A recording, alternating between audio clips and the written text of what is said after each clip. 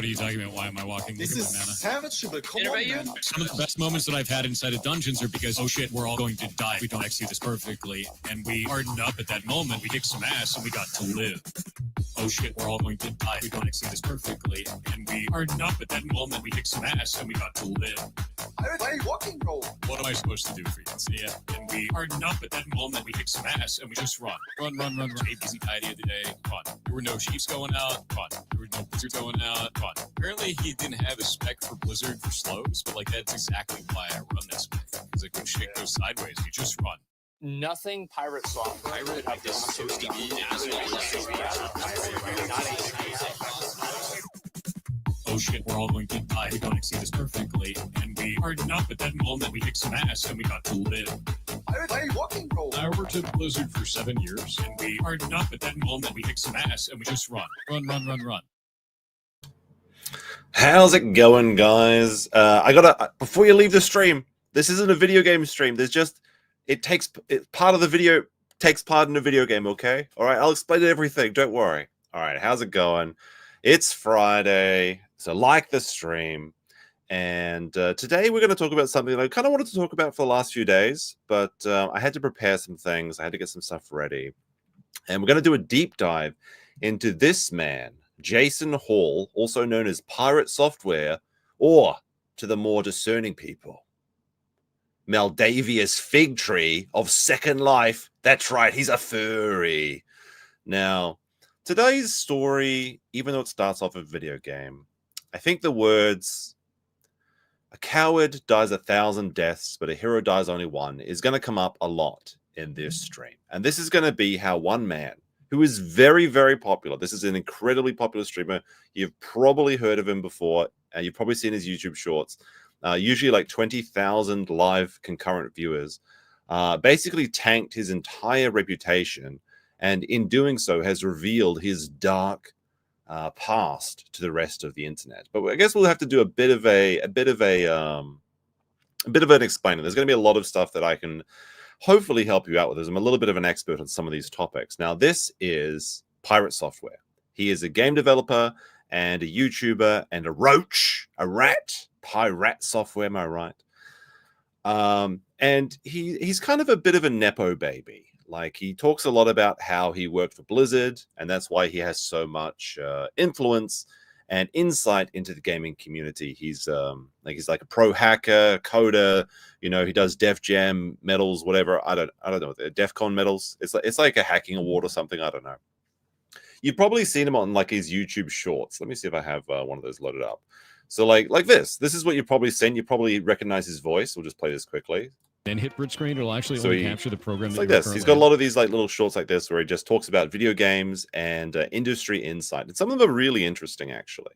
I started finding out about him like maybe 6 months ago, and immediately I liked it. I was like, hey, this is pretty interesting. He was talking about stuff that was, in my sphere of interest.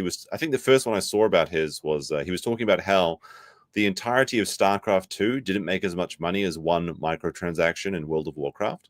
And I was like, oh, really? That's crazy. I can't believe that. But that may not be true, actually. It may just be all made up. And if you've ever seen the old episode of South Park with Make Love Not Warcraft, so this character, he was like the bad guy in that episode. This is actually modeled according to Thor, of course. This is apparently Thor's dad. Like, this is Thor's dad's living room. One of the first 10 developers at Activision Blizzard, known for their famous games such as Warcraft, StarCraft, and also stealing breast milk from the kitchen, the communal kitchen in the break room. But this man was the inspiration for the nerd that plays Warcraft in the South Park, episode, and that's Thor's dad. So he's got his fingers in every pocket, and he's a bit of a big deal. But what happened? We have to go into the game explanation. And I know that some people don't like the game shit. That's fine. I'm going to try and break this down into terms that we can all understand. Basically, what happened is there's a very popular game, what is it called? MMORPG, a massively multiplayer online role-playing game. So basically, it's like a real world. It's like a real world where your characters run around in, okay? And while they're running around in this world, you collect items, you go on dungeons with your friends, you help each other out, those sort of things. And if you die, then, you know, it's annoying, but you kind of come back and you resurrect and you keep playing. It's just a video game, right? Not quite. Because this video game is 20 years old, okay? It's the 20th anniversary of World of Warcraft. And as a celebration of World of Warcraft, they decided to do something that is incredibly autistic and I really enjoy, which is they have the hardcore mode of World of Warcraft. Terrible user interface. Yes, he's a pretty bad user interface, but doesn't matter. So to put this in perspective, a hardcore video game means if you die, your character is deleted. And this isn't usually a big deal in a lot of games because your character's lifespan is only about 2-3 hours. Not the case in this video game. In fact, to get to the max level, you typically have to spend at least 5 to 6 days in-game played time. So over 100 hours just to get to the end game content where they are now. And that's kind of where the game begins. So typically these characters have 2, 3, 4, even 500 hours of played time. Now, this is a new server. It opened in November. So these are all very fresh. It's fresh characters, right? But every person in this 5-man group has invested 100 to 200 hours of their life getting to this point. And if they die, that's all deleted. Now, that's not a big deal for that's a huge deal for someone that's just playing a game recreationally. And it makes things a bit spicier. You know, you get a bit of... shut up about my math. It makes things a bit spicier. There's a bit of an edge, a bit of things to worry about and everything. But for streamers, it's content. It makes great clips. The adventure's very fun. The chat can talk about where you're going to die, those sort of things. And as a giant stream event, huge names in the gaming and also non-gaming community came together to create a guild, which is like a big group of people in these games called OnlyFangs. Yeah, it's a joke about OnlyFangs. Haha, get it, right? And they work together and they do a special mode as well where they only share items within their own guild. So it's even harder. And because they're all streamers, hundreds of thousands of people have eyes on this event. And ideally, they're going to get to the end game. They're going to go through a raid with 40 people because it takes at least 40 people. Well, you can do it with less, but it doesn't matter. To get to the end game content and kill the big bad boss of Molten Core, Ragnaros. And I've been pretty invested in this journey because I like to watch this in my free time. Now, that gets back to Thor, okay? So that's kind of like, that's the setup. That's the stage for the events to unfold. And like I said, while we will be talking about video games, this isn't a story about video games. This is a story about integrity and relying on your friends and not betraying what you believe in. And also about furries and Second Life as we get into the second part of this video, which is when we do the deep dive into Maldavius Figtree's sick and twisted past. Now, because Thor, PirateSoftware, worked for Blizzard for 7 years. Now, he did get the job because his dad worked there. And some people have made some suggestions that maybe he was just an intern, maybe he was just maybe he was just like bringing the coffee to the devs or something. Thor seems to make it sound like he was a quality assurance person, and maybe I think he said that he was on the offensive hacking defense or something. So basically trying to hack into your own game to see if you can find the holes in it and then fix those holes. He claims that. A lot of people have said that his credentials are maybe a little bit suspect. He has a deep voice. Oh, I should mention, that's one other thing I should mention, is that there are some allegations that he uses a voice changer, which is kind of funny, but not really important, because his voice definitely changed. Like, listen to his voice here, okay? This is what his voice sounds like on stream. You don't even know that Alt Print Screen exists. Did you know that if you hold down Alt and then hit Print Screen, it'll actually only capture the program that you were currently in? Did you know that? It's actually a really good tip, but like, he's got a very deep voice. Very deep voice. Now, if you look at, I'm only mentioning this now because it's kind of funny. It's not really relevant. If you look at his first interview, this is from many years ago. He's got a bit of a different voice. So let's see what he used to sound like.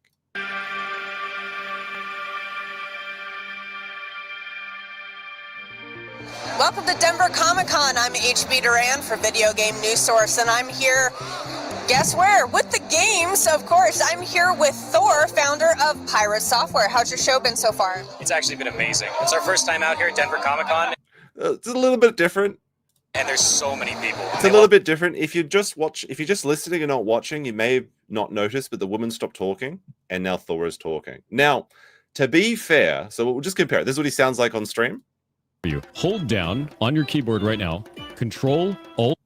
All right, now let's compare it back to the interview. The games, so it's been awesome. Now, I'm going to be fair here.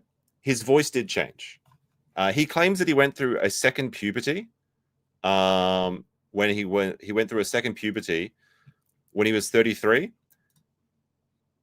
So his voice does sound a little bit different, but even inside his own communities, people kind of make fun of this fact. So he won this game award recently. Actually, I think he won 2 game awards recently from the Streamer Awards, which is just an incestuous group of people voting for their friends, started by Ludwig's girlfriend. And surprise, surprise, Ludwig won this year as well. But this is from the Streamer Awards from 6 months ago. And well, let's see how he sounds. He sounds a little bit different, but well, I'll let you hear it for yourself.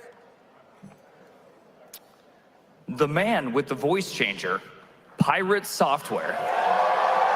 Okay, so they even in their own communities they kind of make fun of him a bit, but he does have a very similar voice when he actually speaks. Is really heavy. So you can hear it. So, it's honestly amazing. So his voice absolutely did change, but is he using voice enhancement software? Is he using a pitch shifter, a deepener? Absolutely. That's not even in question. He does it. And I don't. It's kind of funny to look at the old clips of him, but it's not really relevant to the situation. Anyway, so I should have brought that up. All right, let's see. Wait. All right, so because he worked for Blizzard for 7 years, he starts his own game company. He's a bit of a know-all. He's the man with all the answers and a respected figure in this community. And he really has been exploding and everything's been working out for him well. About, I don't know how many long, I think it was like 6-8 months ago, he was doing these YouTube shorts. And from these YouTube shorts, he was able to garner over 2 billion views from that format. And his stream went from 400 viewers concurrent to about 20,000. So it was a massive increase. And now he gets to hang out with all the big people, Ludwig, and maybe not Hassan, but all the big people on Twitch, Pokemans, XQC, those sort of people. So he's all friends with them now because of his big explosion. And a lot of it is because of his authority and knowledge on the game community. So when this World of Warcraft hardcore challenge started, he went into it with that sort of attitude. He was talking about advice, he was giving people tips, and he was trying to set an example of what it means to be a mage. Now, again, we're going to have to get into some gameplay content, some topics here. To kind of understand this, you have to understand that there are 3 basic archetypes in most RPGs. There's the warrior, who's kind of like the leader, kind of like the Aragon of the group. He wears like heavy armor. He tanks in all the damage. He controls the enemies coming into you with his big shield, those sort of things. That's called the tank archetype. Second, you have the healer archetype. This is the support class. This is like the Arwen, I guess, healer, whatever. They basically stand in the back, wear a dress, and they cast the anti-damage spells that heal your party back up. Very important role. The third role is the damage dealer, and usually also a control spec, which is the mage. Typically, you're looking at someone like Gandalf from Lord of the Rings. And you can even see here that he's really all in on this Gandalf lifestyle. He's even got his wizard hat on and ready. So he's a very crucial part of this sort of 3-person dynamic. It's like the golden triangle of role-playing games. So what happens is they decide to go into a new dungeon. It's just been released a couple days, and they're doing Dire Maul, which is it's ogres. It doesn't matter, but they're a team, 5 people. They're all in a guild. They're all working together. They're having fun and they're laughing. And we'll go through this. We'll go through it like maybe 1.25 speed, I think. This is from Pirate's point of view, and there's a second guy in the chat here. He's also one of the party members, but he's kind of like the antagonist to Pirate in this encounter. So they kind of start up normally. They're fighting these packs, and then, whoopsie, they actually overpulled, which means there's too many people. There's too many people. But as a mage, Pirate has the ability to lock these people down, literally freeze them in place if he so chooses. But remember, if he dies, then he'll be called a noob, and his character's gone forever.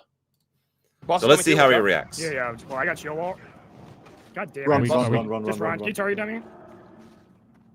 Okay, so the call is made to run, and they start to back out. It's important to note that in these situations, run doesn't mean abandon all hope. It means help people get out. Okay, this is obviously some people do just disappear and every man for himself. That's called roaching or being a rat.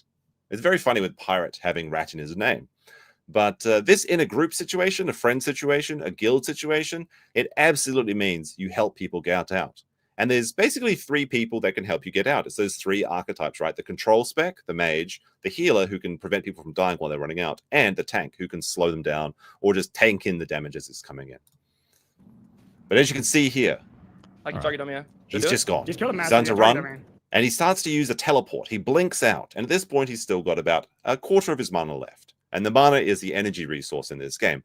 It allows him to cast spells. Kill the massives. No.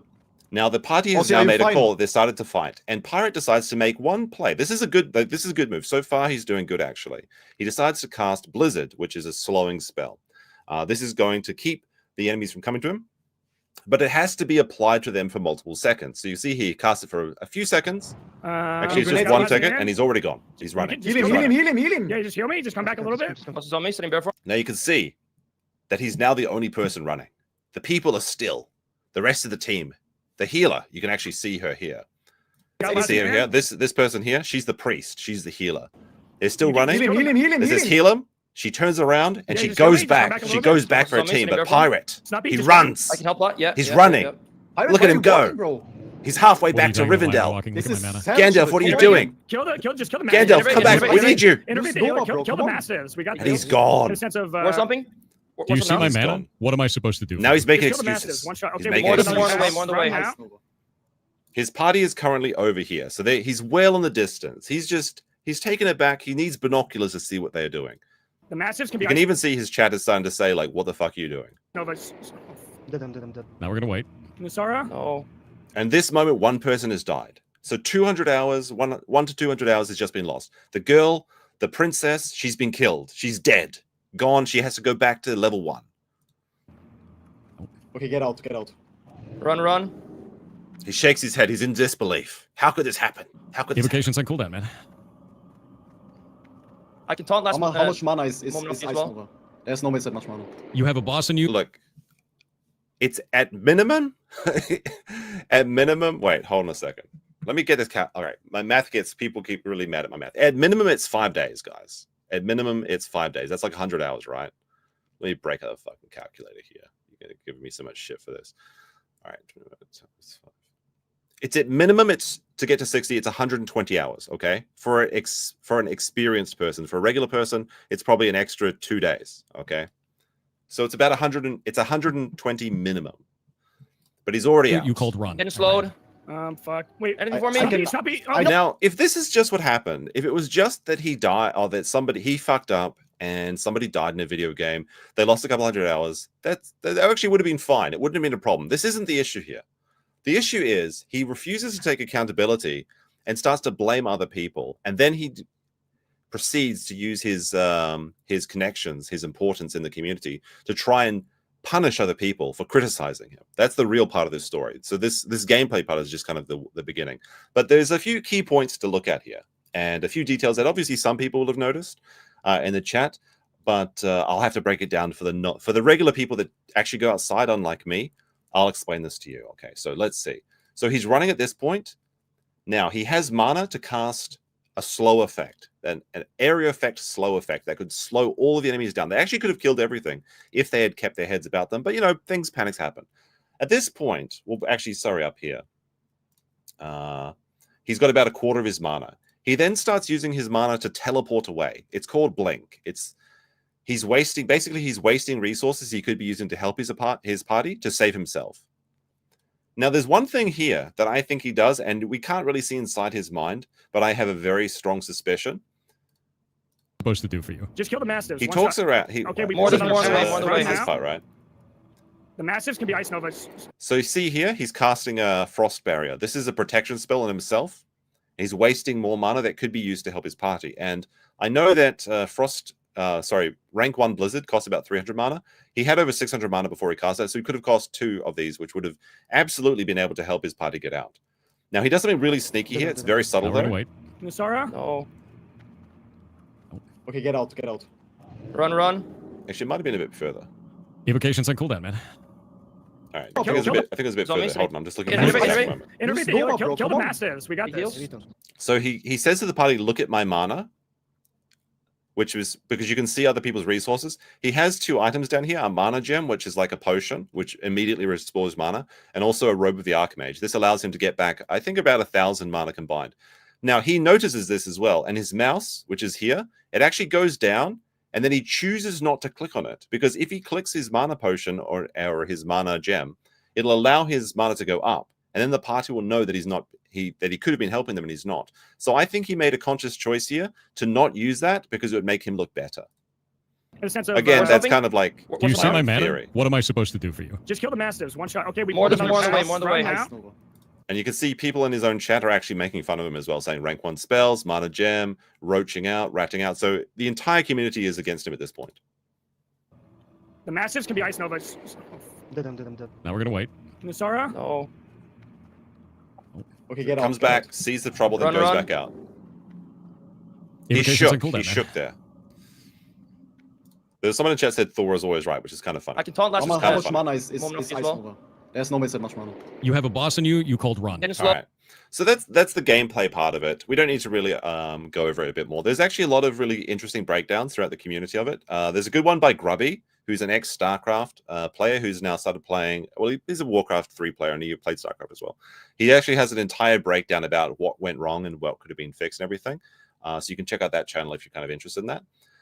Also, there's an interesting point here is you can actually watch this from everyone's point of view. People have made compilations from this. And in all of these pictures here you see of the 4 different people playing, because like I said, all streamers are playing it. They all stick together, the entire team, except for this one mage, this cowardly Gandalf, that when he saw the Balrog, he said, "Die, you fools," and abandoned them. He's the one that's not there saving his team. Now we'll get into the actual arguments that happen, and then we'll get into this sort of thing. So they come out of this, and I guess we may as well listen to the rest of this. They start to have a bit of arguments and things. Fuck. Wait. Anything for me? I don't think. So the party's still in. So the party's actually still. The other people are still inside, and 2 people died in this. He's outside the dungeon because once you get through the portal, you're safe. So he's already gone through the emergency exit, and now he's waiting to see if anyone else makes it out alive, while other people are still inside there trying to get their last men out. I cannot stun him. Also, No, are you just run out, run out. Are you good? The Also, module had $1.76. Fuck! Oh, you know what? They called The boss run. came up after, I like, the ran, massive and I was shield, out of mana. after we, I don't know what the hell they were expecting, dude. That does not make any sense.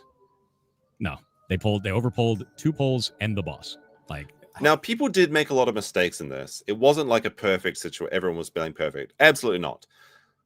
But he refuses to take any accountability and say that maybe he could have done something wrong. And there's actually something very funny that I'll show you after this as well.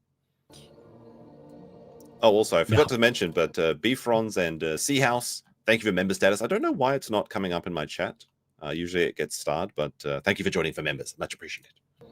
Oh no. So now they're kind of realizing that 2 people have just died and they're going back to level 1.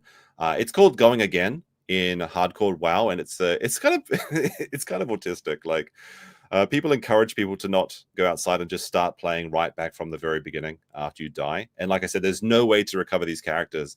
They're dead. They're dead. There's no coming back. It's another 100-hour at minimum investment if they want to play this game again with their friends. I mean, the regular ogres can still be polyed. We just had the boss and like. So they 5 start Mastiffs and to 2 the ogres. arguments We could've start. polyed Yeah. 1 ogre, killed 1, and then walked it out.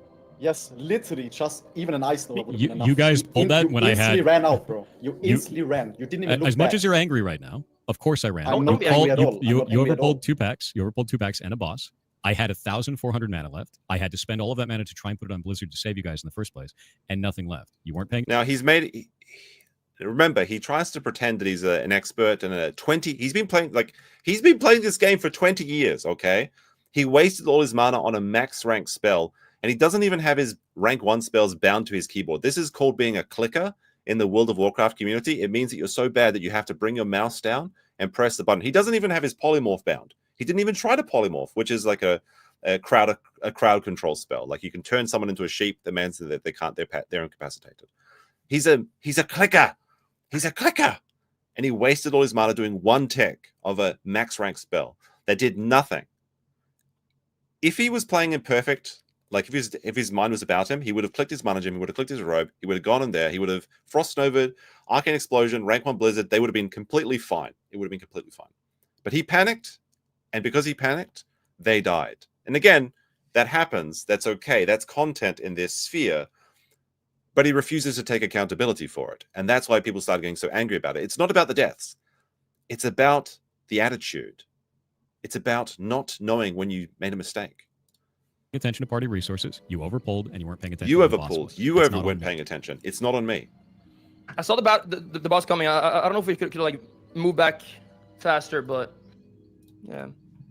But there wasn't even Damn. like any like information. We are just yapping about useless stuff. Do you see my point? I mean, Not yeah. on But I me. mean, I called it the boss coming though, but at that point, maybe it was too late. to It move is back. a game. That's the thing. It's the game part isn't important. It's about how you interact with other people. This is a social game. If people die, it's fine. Like people might give you a bit of a make some jokes or something. They might give you a bit of a hard time, but it's fine. The problem here is what he goes on to do after this. It's not. We're getting into it. Just worry. Don't worry. Back. Like you're telling me like a rank 1 mage would not like at least to try Frost Nova there. Like you're not even like in danger. Oh, I'm can at 100% least in try a danger. Frost Nova. Like, 100%. No, you're not. He's No, 100% in danger. When your shot color says run, it's time. Let's just go back and let's see. So his friends are dying over in the distance. He's in danger. Tee-hee, I'm in danger. Better get the fuck out of here. Anyway, this argument goes on and on and on throughout the day, and then it kind of boils over into later in the. Let me see. Where's the next one? I got this. I think it's this one. So then this is when his attitude really comes out. All right, so let's see what this is out of 30 seconds. Let me What do you want, man? let me say it again. He already said his piece. Pirate. Go on. Oh, Yeah. Oh wait, that's not the right one. Why is it not working anymore? I guess the clips have been edited or something. Was it this one? Yeah, it should be this one. I guess. Let me just play this from here. What do you want, man? There we go. That's the right one. Let me say it again. He already said his piece. Pirate. Go on. Oh, Yeah, dear I God. want to speak to him because I didn't speak to him correctly. I said it again. We all did mistakes, bro. Like I didn't say. We are just blaming you. It's about the zero accountability is what makes us so mad. There's no zero You see the point? accountability, dude. Everyone can do something better. you- But when you open up and you yell over another person listen, like can you were doing I earlier, speak? nah, I'm good. You See ya. I'm not doing that shit again with him. Nah, he did it the first time. I'm not doing it a second one. All right, so he starts to get angry. Not interested. But okay, sometimes you have shitty people in games. All right, like you know, sometimes you just have someone that doesn't play very well. But they're kind of always a rat, right? Well, not quite, because a few days earlier, well, maybe not a few days, but let's see what Pirate thinks about what happens when you get into a hard situation in a dungeon. All right, let's see this one. So this is in a guild meeting, and they're talking about a controversial item. Because like I said, this is a hardcore game, so if you die, you die. But there's an item you can use, which is like a get-out-jail-free card. And they're currently debating whether or not they should allow their players to use this item because they feel it cheapens the experience. Yeah, I'm going to be Yeah, honest no, with you. no. I think it takes away from You the can- game, and I think it takes away from Wait. the experience, and it leads people to be like, "Oh, he could just petri out. This isn't that scary." Yeah. And Yeah, to be real with you, some of the So this is what Pirate believes. It was the best thing about playing hardcore World of Warcraft. best moments that I've had inside of dungeons are because, oh shit, we're all going to die if we don't execute this perfectly, and we hardened up at that moment. We kicked some ass, and we got to live. You know, I've made it Tyler, all can the I way make- to 60 Tyler- now without dying because of that, because we didn't give up in that. Tyler, can I make Interesting. When he's sitting in the safety of Orgrimmar, doesn't want to use petrification potions. Some of the best moments is when you harden up, you make a deal with your team to stay together and fight to the last, and then you succeed. And that's what makes the game good. Except when actually he's in trouble. You know what? Actually, you know what? This is a bit dangerous for me, guys. I got to get out. All right. So people started making fun of him, and they started going through that. And as I recall, this is what happened. Is that people started to troll him, and he doesn't like being trolled. He used to work for Blizzard. He used to work for Amazon Game Dev Studio. He has friends in the community. They still work there. How dare you make fun of him in game? Let's see what he says. How did you get this deep? Stop feeding into it. All of the accounts that are messaging me are getting reported. There's a funny fact about this. I worked at Blizzard for 7 years. My dad works at Blizzard. If you troll me, I'm going to get your account banned. A whole lot of other people there that still know me. And all of these reports are going directly to them. They're well aware of the situation, and everybody who's messaging me, they're going to get read. It's kind of a dumbass thing to do, and I can't wait for all of them to get banned. Now, to be fair, he was receiving some pretty bad messages. People were telling him to off himself. There was some real threats. I believe he actually got swatted twice over this instance.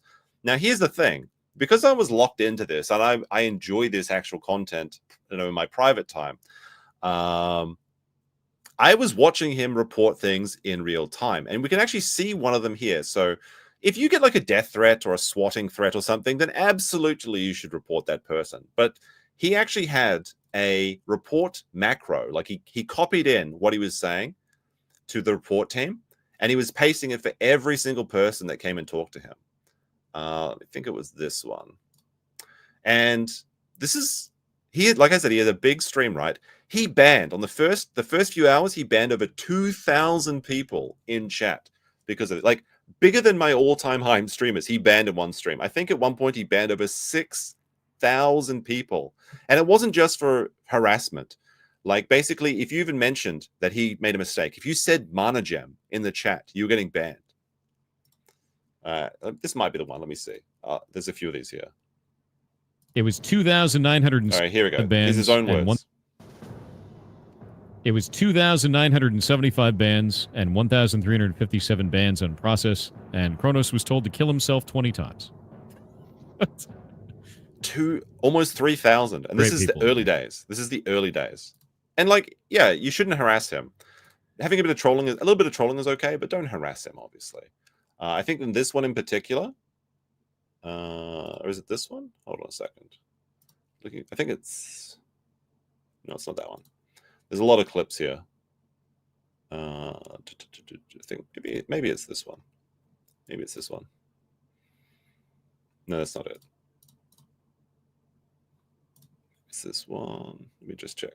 No, not that one. There's one in particular. It's a little bit esoteric. I'm trying to see if I can find it though. Not that one. Not that one. Not that one. All right, it doesn't matter. Basically, what I was going to say is I was going to prove that he was banning for the most inconsistent things. For example, one person came up to him and they gave him an item in-game, which is a cockroach, which is a pet. It's like basically giving someone 40 silver. So it's just like a small little gift. He banned that person in the same vein as the people he was banning for death threats. But it's not only players that he was starting to ban. As he goes on and says it himself. This one. So this is when he's off the stream. And I think it's this one. I think it's this one. Let's see. If it honestly feels, or definitely feels like the bulk of the sour grapes come from people feeling you're dismissive of the other players' experiences or criticism of your part of the mistakes as a team. I think the reason why is because it immediately felt to me like everyone was dogpiling me, which they have. We've had to ban. Yeah, he got a lot of criticism. That doesn't mean that you did the right thing. And 6,000 accounts. We've had death threats to every member of the team, hundreds of them. And all of this because of a freaking poll in Diremall. And it wasn't about the pull, though. Like, that's just what started this. It was the attitude. It was the response. It was the cowardly, craven nature of it all. A lot of it was from a rogue that was bitching the entire time about every goddamn thing that was going on except for his own play. But the mage is the one at fault because the mage is the hero class and the mage has to do everything perfectly. Everyone in that played badly. The druid butt pulled an extra pack on the way out. The tank chose to take us into a bad route through the entirety of the dungeon, pulled 2 packs and the boss at the same time. I, as the mage, went into that fight with 40% mana, tried to use my resources, used them poorly, and got myself out when the call was made to run. Which, at least he does admit that he used his resources poorly in this one, for what it's worth. Which, by the way, was made by them as well. Everyone played badly. In fact, the only person who didn't was the healer. And I explained that in a Twitter post. She's dead because of you. But no one wants to hear that shit. Because they want it to be a double down, a triple down, a quadruple down. They want to have a villain. They want to have an enemy. They want to fight that shit into the ground. They want to send death threats to people over it. You can kind of see the victim complex is starting to come up here now. Mr. Think says, Band Elf the Gay. Thank you very much for this $2. I'd much appreciate it. Because they're goddamn insane. Because this guild has turned into a content guild built on hate, not a content guild built on... Now, this is pretty wild.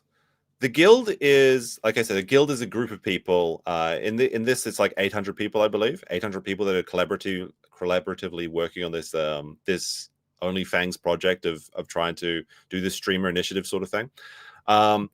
He says he's just painted their entire group as a group of hate. They're all just out to get him. It's all just, they're just looking for a new piece of meat to cannibalize for their careers. Experiences.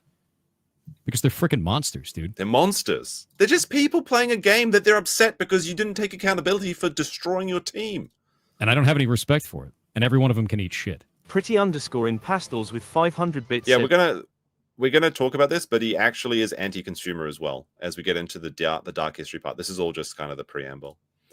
First time here, but I wanted to heartfelt say that I admire your response to the drama and how calm and professional you remain through it all. Everyone could have done things differently, and to just point you out by name wasn't just unfair, but lacked respect.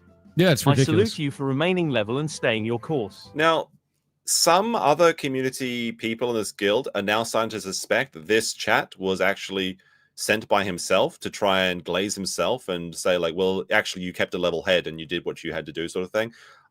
I don't know if there's any evidence for that, but as we kind of go through the lies and everything, it starts to make you wonder. It starts to make you wonder.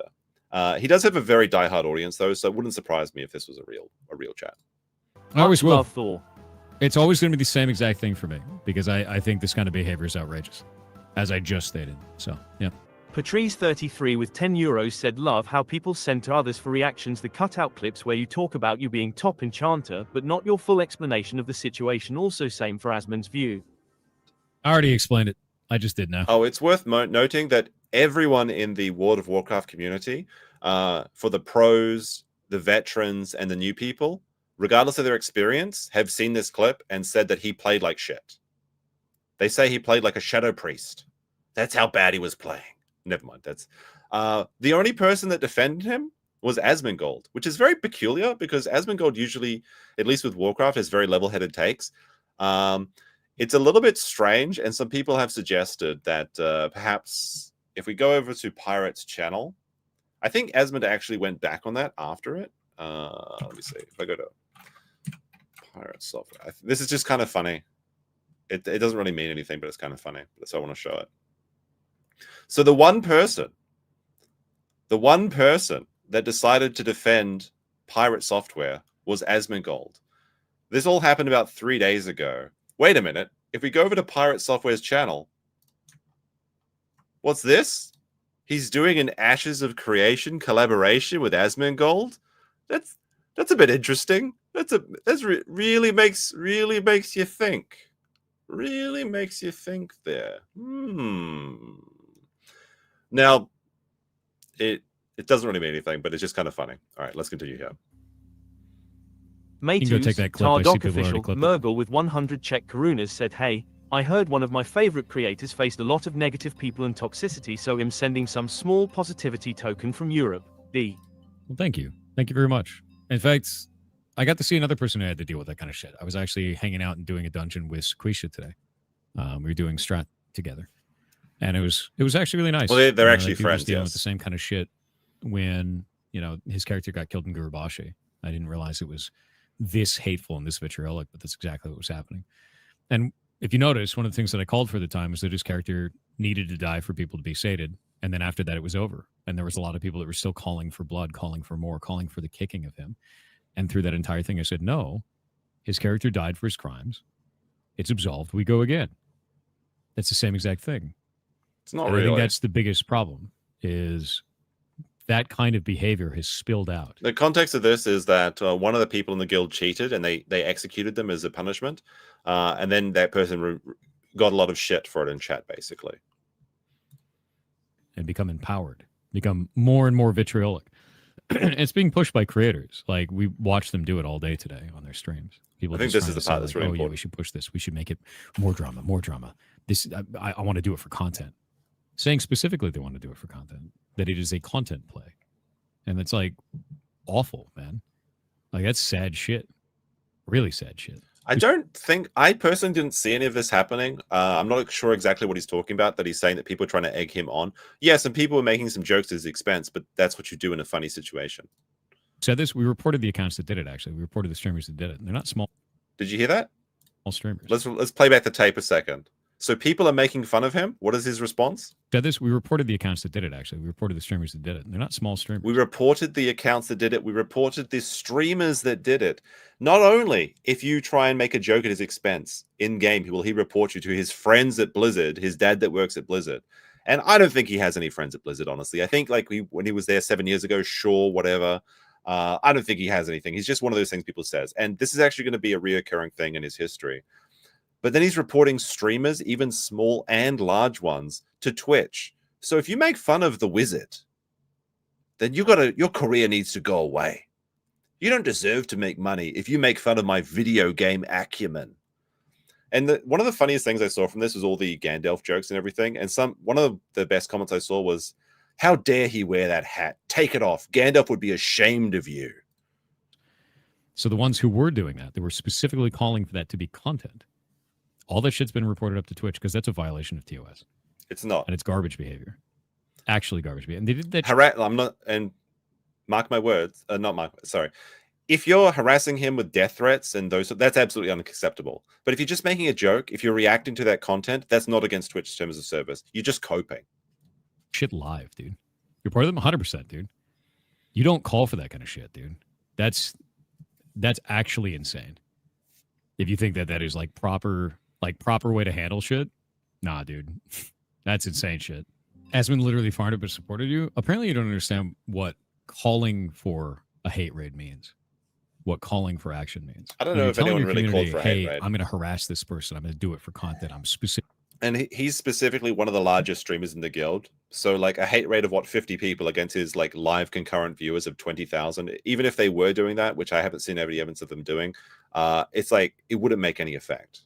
And he already banned like 6,000 random people that are just saying mana gem in the chat, or just saying like cowardly wizard, or like running to the doors of light. There's actually a very funny like Chinese copy pasta like poem thing that I saw. Anyone that said anything, I think the words mana, which mana means magic for non-gaming people, mana or mana gem was a banned word in his chat. So if you type that, your account would be restricted on Twitch. Specifically harassing this person for content. I want to start a fight. Oh, here it is. I'm going to try and start a fight. Here it is. In the deep of Diamol, every man for himself. Mage cannot save you. Blink, blink to the door of light. One day as lion, or 1,000 as rat. There's something so funny about this. I don't know. It tickles me just right. With them over comms, but the rest of the community is not going to like that. I'm not going to do it in comms here because other people are going to stop me. That's a very different thing than. All right. So he coped throughout the last 3 days basically, and someone made this very funny. Someone made this very funny edit. It was posted on the Kiwi Farms, but I'm not sure if it was originally from the Kiwi Farms. Where is it? It's somewhere in here. There it is. This is a very, very cute edit about. He's making a list, chat. He's making a list of everyone that makes fun of him. Really insane people on the internet. So I just banned and reported them. We've been doing bans across the Twitch channel. We've been doing batch reports up to Twitch. We've been taking all of this. We've been documenting all the content creators that are egging it on. Like, all of that shit is documented and reported. Okay, hold up. I'm going to say Death Note, but there's a moment when it should have stopped. And if you watch Death Note, you know exactly what moment that was.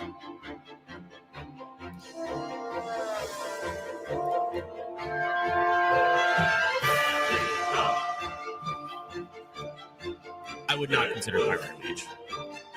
It's a glorified shadow priest. It's like he will more than happily just throw you to the fucking wolves and run over your corpse if he feels like it. Yeah, I will say this is a pretty bad look. They're all like fighting here. All right, that's as much as I can. That's as much as I can play before the copyright kicks in, guys. But these are all names of other streamers. So on his streamer blacklist / Death Note, he's got Suppi and Sarah. Those are the two people he killed with his cowardly behavior. He's got Yamato, that was the French guy, that was the blonde French guy there. Ozzy Fell was the tank. Soda Poppins, leader of the guild. Tyler One, I think he's like the biggest streamer in the WoW space that's doing this challenge. That was a fun one, but I got to get to these chats. Soda Excuma with a 50 North Korean Corona says, bet he is one of the devs who got caught drinking breast milk at Blizzard, and that being the real reason he left Blizzard. Look, when we get into this furry shit, like his dark history, like that may be very believable. And Zadok attack with a big 100 says, tax-free. Gandalf the Grey with brown pants has heeded the advice of his own advice. Fly, you fools. Without $100, I might break open this bottle of Negroni. No, it's not Negroni. It's Nagori. Nagori sake. Look at that. It really says it. Okay. It's like cloudy sake. We might get into that as it is Friday, but I was going to say that till after the stream. But thank you very much. Very big support. Okay. Now, while I was putting together my thing, there was something very funny that happened as well. So as a result of all of this, he got kicked out of the guild. He got G-kicked, and it seems like his classic WoW days are over. There's no reason to keep playing hardcore WoW without that guild, because the entire point was to be with those people and the connections and the challenge of doing it differently, right? Now, so that means that he's going to go over to play... Oh, actually, sorry. Before we get into that, there's another meme that actually, maybe it's this one. Hold on. So he's decided to... This is 2 days ago. So I think all of this drama happened about 3 days ago. 2 days ago, he decided to play another massively multiplayer online game called Ashes of Creation. This clip is called Pirate Wipes the Raid, Immediately Calls Himself Out. So let's take a look at this one. This one's pretty funny, actually. And it's pretty short. It's not too... We're going to get into the past in a second. Where did my mouse go? Yeah, it's 40 seconds on this one. So this looks like gobbledygook to me, but I can kind of explain what happens after we see that their party dies. Sabu got left behind. Sabu is not paying attention. I think this is Ashes of Creation. Sabu. God damn it, guys. Oh, no, who pulled the ocular?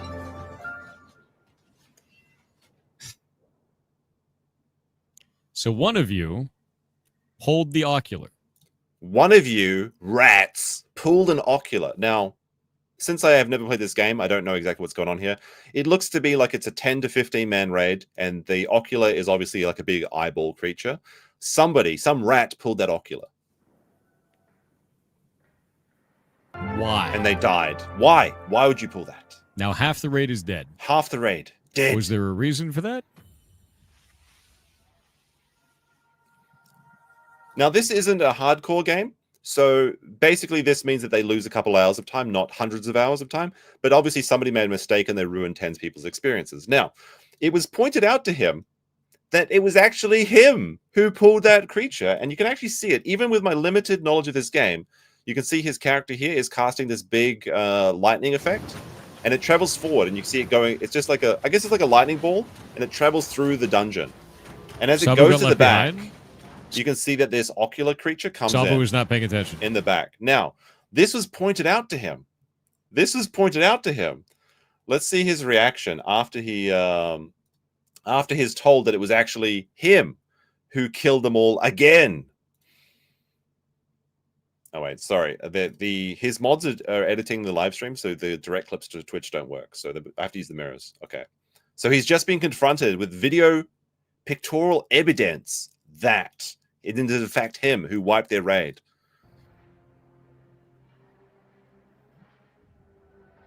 Oh, also, his character's name is Maldavius in Ashes of Creation. That's kind of funny. The lightning ball pulled... I cast lightning ball before that Oculus appeared, and half the raid was in the back because they pulled the wrong pack. I'm not at fault there. I'm correct. Oh, it's not his fault. For doing that. 100%. 100% not my fault. No. No. Absolutely not at fault there. Nope. When I cast the lightning ball, nothing else was there but the targets I was hitting, and the tank had pulled a completely incorrect pack from behind our raid, guys. That is not on me. Oh, it's not on me. Just seconds ago, we sort of saying, who pulled the Oculus? Then confronted with the facts, it's time to double down. It's always somebody else's fault, is it? Interesting. Alrighty. I think that's all the clips and all the actual gameplay, I think. But let me have a quick look through those. So I thought that was just funny, and I thought I would include it as well. I guess we'll get into the history of it all. I just want to double check to see. Yeah, I think that's... Oh, no, wait. I'll say this one. So this is the message. That the OnlyFangs guild leader set out. It said, everyone, yes, I made the decision to guild kick pirate. I felt a large majority of people in the guild felt uncomfortable playing or being around him with all the drama that surrounded him at this point. Even though some people may not have felt that way, a lot did. And after seeing some clips today of him quadrupling down, question mark, or I don't know what number we're at this point, I think that I'm making the right decision, but I still feel bad. Try to let this whole thing slide into forgetfulness and move on. Stay safe, gamers. And Pirate responds saying, cool way to handle it. Well done, OnlyFangs. And he went on to do like a basically 500-word essay on Twitter talking about this as well, which I probably won't read. I don't think there's that much content in it. It's not going to be as interesting as what we're going to get into in just a second. I'm actually surprised how many people that I know follow Pirate already on Twitter. I mean, I do, but some big names that people follow him. He's a big streamer boy. Now, prior to all of this drama happening, and as he started World of Warcraft Classic, I was pro-Pirate. I'd only ever seen his YouTube shorts. I'd never really watched his stream, but he looked like a really nice guy. He had experience in the industry. He was running a ferret animal rescue. Hey, he likes animals. How could he be a bad person, right? That's cute. He has some pet ferrets that he takes care of. And he has like a little ferret stream and stuff. He sounds like a nice guy. He pays his mods.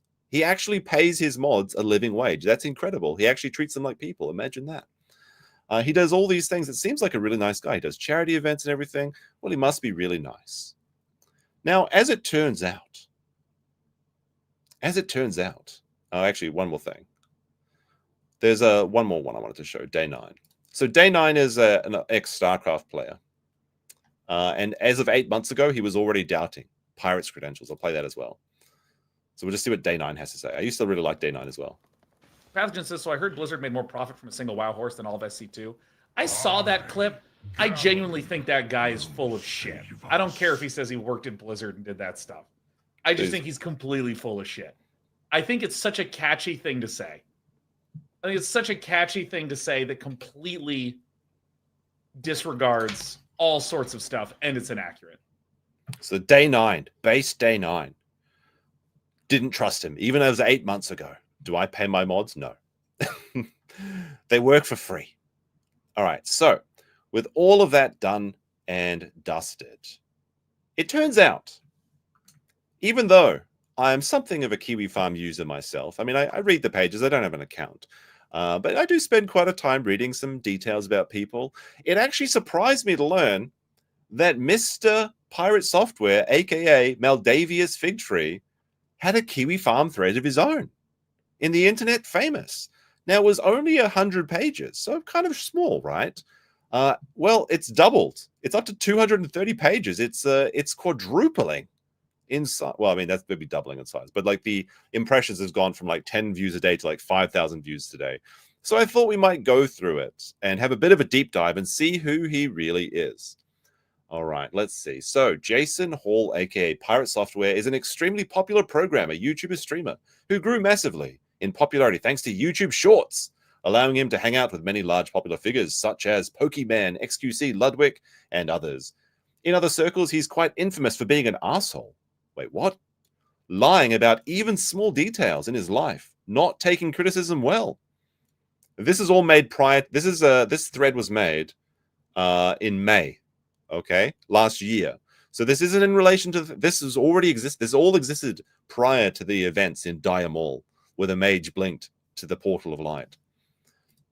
And his general incompetence with programming and running businesses. This will be a bit of a long one, I think. So I'll be slurping quite a bit as we go through this.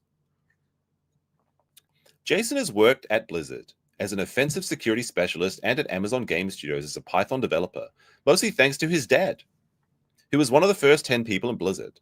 He has a penetration test hacker with 3 black badges from DEF CON, who you can read yapping about in many of his interviews with online journalists that talk about him better than I can, such as these, and it's got links to archives. He has 720,000 Twitch followers, 230,000 X followers, and 1.8 million YouTube subs. However, it is possible he might have to piggyback his way into winning the DEF CON badges, as he was part of a 12-person team for the number 23 and 24 black badges. He was also part of a team of 25 people, but the individual participants aren't listed.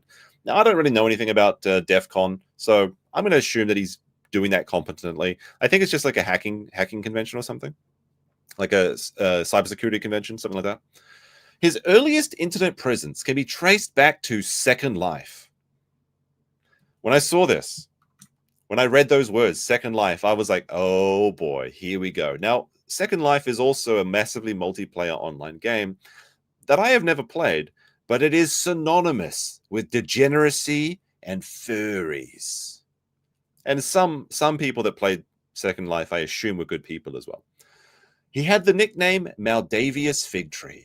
He would be an employee of Bratigan and Tuck, which is described as an international libertarian and hunt for news stories within a few freaker. Okay, so it's the company that they have in Second Life is called Braniton and Tuck or whatever, described as an international libertarian and hunt for news stories with the free market community of Second Life. Okay, a little bit confusing. He would later quit and on September 16th, 2006, start his own company called Dark Sphere Creations, which makes avatars for Second Life for money.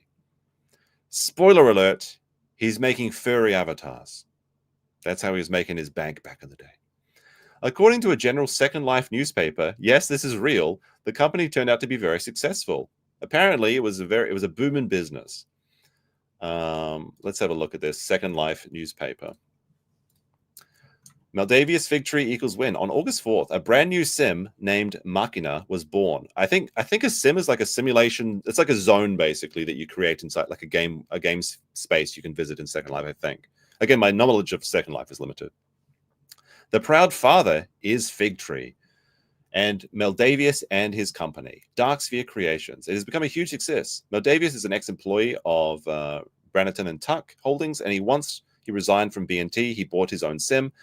Dark Sphere Creations is a content business that was founded in 2006. It is located in the middle of Machina. The sim was developed and then set for sale with 2 weeks to the entire sim was purchased. He charged 10 Second Life dollars per square meter, and the land was a 0.2 prim bonus. I have no idea what that is. So it's sold like hotcakes. Okay. The reason he was able to do that is because retail from his shop was supporting their tier on the sim. So all the land sales and tiers were the icing on the cake. Now that the sim is out, Maldavius has plans to buy a new sim and sell it as well. He states that I bought this sim in the hopes I could create a community that forwards creativity and keeps prices down at the same time. So he's a libertarian. He loves the free market of Second Life. I want to see what people can make. Imagination is worth more than any money. Check out here, and there's a little link to it. Okay. Here are some of... I can't open some of these. But they're selling for 800L. What is 800L Second Life dollars? I got to find this out. 800 Second Life dollars to USD. There's probably a conversion for it. Okay, so he's selling skins for about $2 each, furry skins specifically. And oh no, this is where my concern started to go a bit higher. The CNA ferret, all options modifiable through included HUD. Ears, they twitch. Eyes, they blink. Jaws, they animate with talking and swallowing. Tongue, in, out, or up. Tail twitches when touched, moves up and down, wagging. 4 texture options for nose. Oh no. Oh no. When I saw this, I was thinking, wait a minute. What about the furry, the ferret rescue? He's selling fur skins made of ferrets? No! Say it ain't so. My concern is starting to rise at this point, but it does get a little bit worse.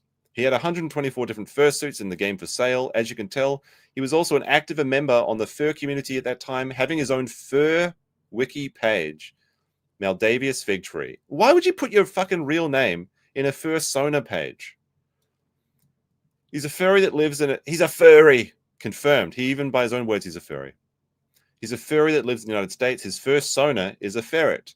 Maldavius can be found on Second Life as a scripter and artist. He's also found in many other games, including Zombie Master, World of Warcraft, EVE Online, Hellgate London, StarCraft, Warcraft 3, Team Fortress 2, and Savage 2. Oh dear. We even see, look, here's his cute furry profile. He's a cute furry boy. Look at that.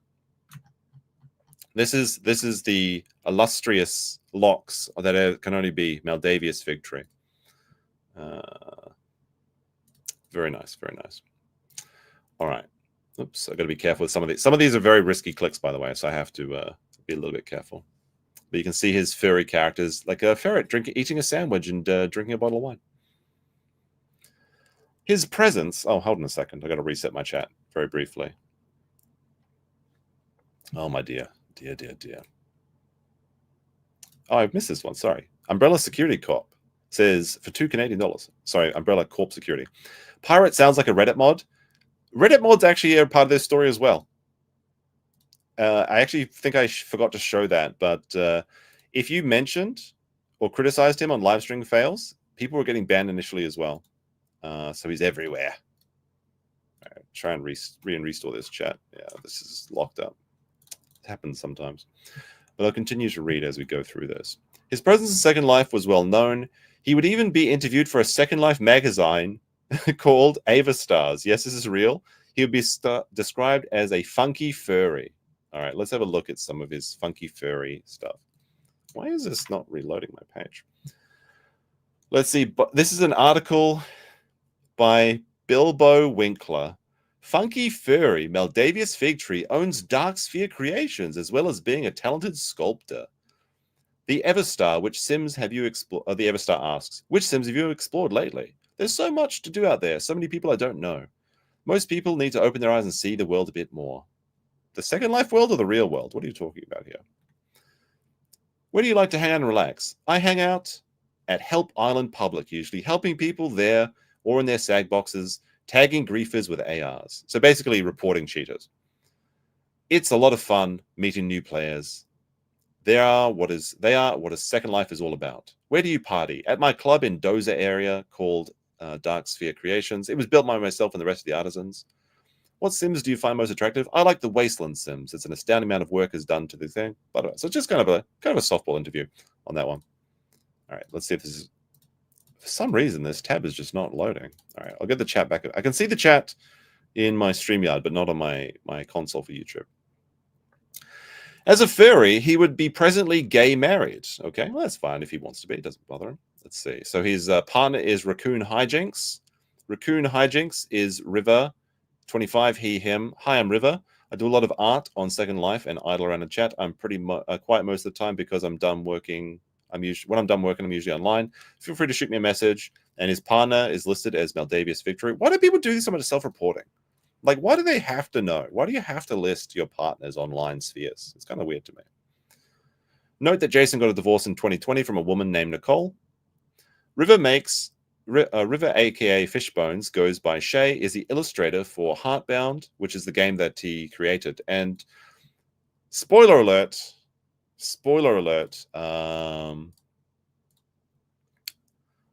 he's not as much as a game developer as he likes to pretend to be.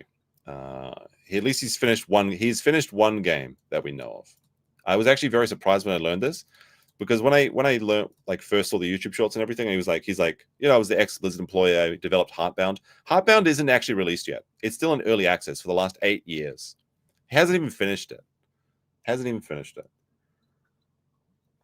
Apparently, they are both known to be interested in furry swinger parties and alluded to be the mistress that broke up Jason's marriage. Oh no. Why does this keep happening? Chat? All right, let's see if we can read some of these. Pay no mind to the furry model giving a BJ down here. We can't show that on this stream. Let's see. Charging back $800 donation 180 days after giving it to a small indie studio results in situations like this. It's kind of impossible to read this unless we have the deleted posts. Oh, I see. River saying, let's see. From what I gathered, you totally made up the part about him sleeping with you and his wife at the same time, because he is not with his wife, so GG on that one. Additionally, regretting a relationship and sexual interactions after the fact does not mean he used you, except that he didn't and never did. Thor and I weren't together, and him and his wife were divorced. You tried to push yourself onto him, and then came on to me when he rejected you. Did you forget all that time you spent on my arm at TwitchCon? Don't go to these conventions, people. Don't go to these conventions. Sorry, I didn't get back to the hotel room after the partner party like you asked. No, not like this. Not again. But now I can see why Thor didn't either. Oh dear. Umbrella Corp Security with 5 says, did you know the anal sacs of ferrets secrete foul-smelling musky liquid? I didn't know that, but that makes sense. Many animals do that, right? Let's see. He would later try to take down his own Wikifur page, trying to hide the evidence. He's trying to hide it. Let's see. I would like this removed entirely. I attempted to edit my information, but it keeps being replaced. Eventually, he got it removed, I think, but it was archived, obviously. Let's see. But why would he do it? Let me see. His Second Life wiki was blanked out years before Wayback caught it, archived, but why would he do it? It's simple. During this time on Second Life, he would become a controversial figure in the community. There are two main incidents which may have contributed to bad reputation. Now, I have pre-read these. One of them is a little bit dubious. It's hard to prove, but if it's bad, if it's real, it's really bad. And at best, it's pretty bad. Okay. So let's see. On July of 2007, Woodbury University, is that a real university? Woodbury University, or is that like a digital university? Woodbury sounds like an internet meme, like I would bury so deep in that girl you wouldn't be able to pull me out, sort of thing. Woodbury University. Oh, it's a real university in California. Okay. I actually thought it was like a fake university. Woodbury University was, so on July of 2007, Woodbury University region was, that's inside the game, not the real life one, was first trashed by PirateSoftware, then completely destroyed less than a week later by Linden Lab, the creators of Second Life. Linden Lab deleted the region and most of its users due to its use of use as a headquarters for planning and executing grid raids by a now inactive griefing group known as the Patriotic. It's not the N-word, but it sounds very similar to the N-words. According to anonymous commentators, the reason for this jihad against Woodbury University was because they kicked him off the project. On January 20th, 2008, the news broke out that Jason secretly fired his employee, wingless Emoto. Oh no, Emoto-chan, how could you? Oni-chan. While she was asleep, Jason held a suspiciously timed staff meeting. The staff meeting is for the furry fursuit digital business, by the way. A meeting timed when wingless Emoji would be asleep and therefore unable to attend. During this meeting, it was determined that Emoto was earning too much and should therefore be removed from the staff. The terms of service of Jason's company, Dark Sphere Creations, were then conveniently changed. Emoto was removed from her position all before she awoke to the news. This later article also includes a picture of Jason sucking dick, Jason being PirateSoftware. It's worth noting that I've seen this picture. It's not really him sucking dick. It's a fursuit avatar inside the game. So he would engage in digital fellatio as a furry. Jason would respond to the article by claiming that the reason for firing her was because she was lazy and also leaked our IRC chat logs with him and her. Now, there's one thing in here that's kind of disturbing. I think it's not this one here. Let me see. So it kind of just goes back and forth. They're like arguing. Although this part's kind of funny. Wingless, that's the person that got fired, says, I made a druid named Penis Cock. Cool. I ran the company while you sat in your ass. That's the only part of this chat log that's kind of interesting. This would be a valid argument. Oh, wait, actually, so no, there's one point thing I should mention here. So basically, he said that she was too lazy. His defense for all this is that she was too lazy and she wasn't worth the pay. But the thing is, she was working on a commission point of sale, so it doesn't matter. Basically, there's a theory that he fired her because she was more talented than he was, which is a reoccurring trope in his story. Let me see. But there's something really bad, though, that comes up from this.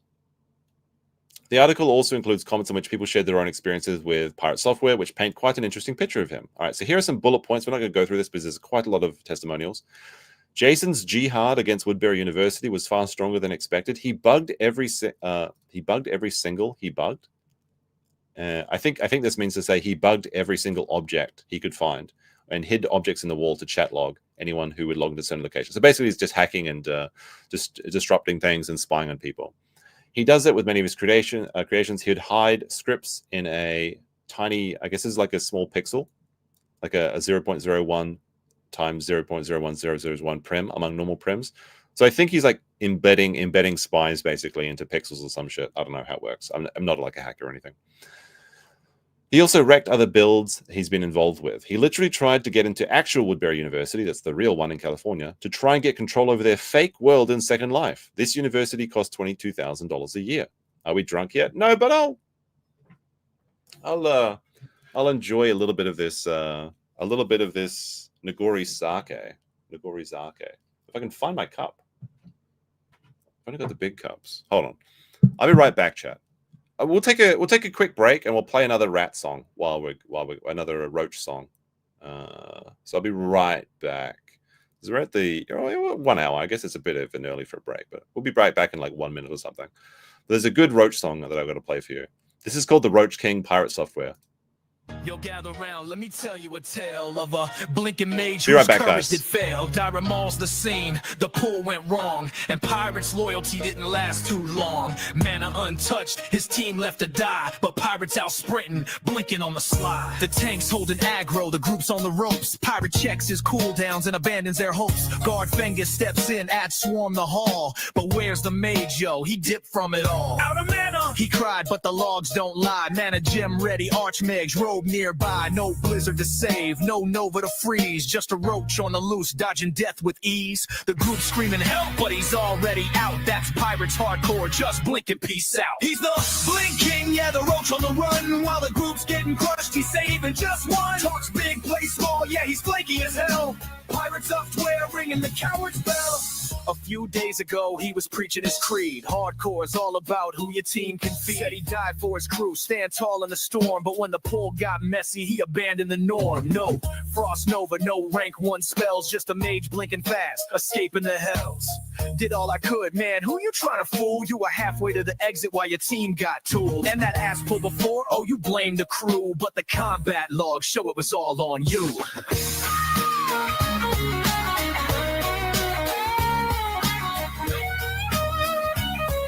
Yeah, this is actually a really good song. I'll link it in the chat. Yo, pirate, what's good? Where's that big talk now? Moments like this, so I play. You vowed, but the truth hit hard. You crumbled, you bailed, your team hit the graveyard, and your courage just failed. Mana gem chilling, ropes cool down clear, but you saved all your tricks just to disappear. No accountability, just dodging the heat, while the rest of your squad got wiped in defeat. He's the Blink King, yeah, the roach on the run. While the group's getting crushed, he's saving just one. Talks big, plays small, yeah, he's flaky as hell.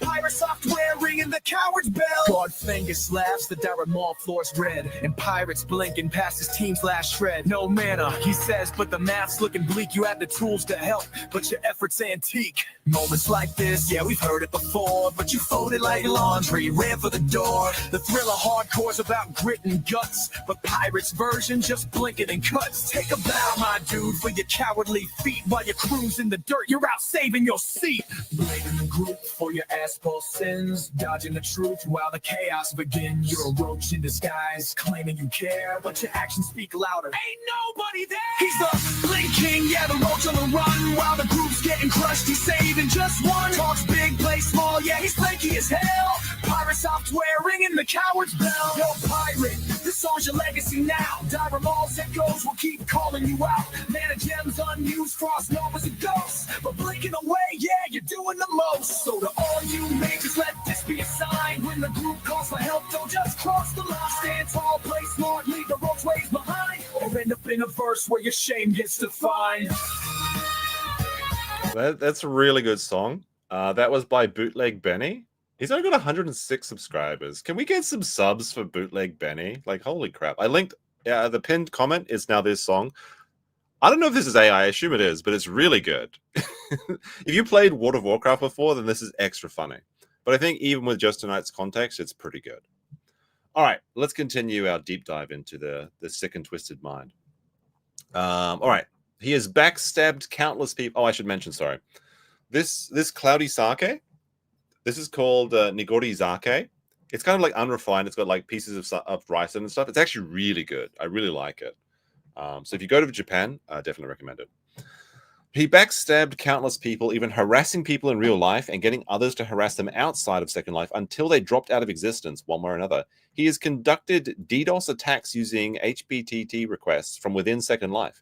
He was kicked off the Woodbury project due to his unstable and erratic behavior when dealing with other people and vowed Woodbury will never return. He is extremely vengeful and doesn't want people to be more successful than him, which is why Commodore theorizes it is the real reason he fired Emoto.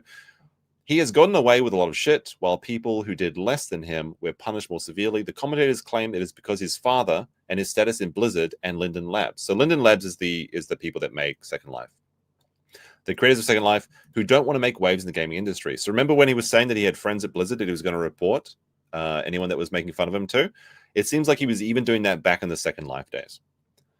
He's extremely lazy. An anonymous person who is alleged to be his ex-business partner says that he did approximately 80 minutes of work against the Anons 30 hours and expected to get half the cash. When Anon complained about this, as well as being constantly ignored for 2 weeks, Jason gave him the, "Do you know how good of a scripter I am? How much I'm worth? I make $8,000 US a month," from SL speech. His academic abilities are extremely poor. He bragged about having secret friends in Linden Labs and would use this to try and intimidate people from reporting his behavior.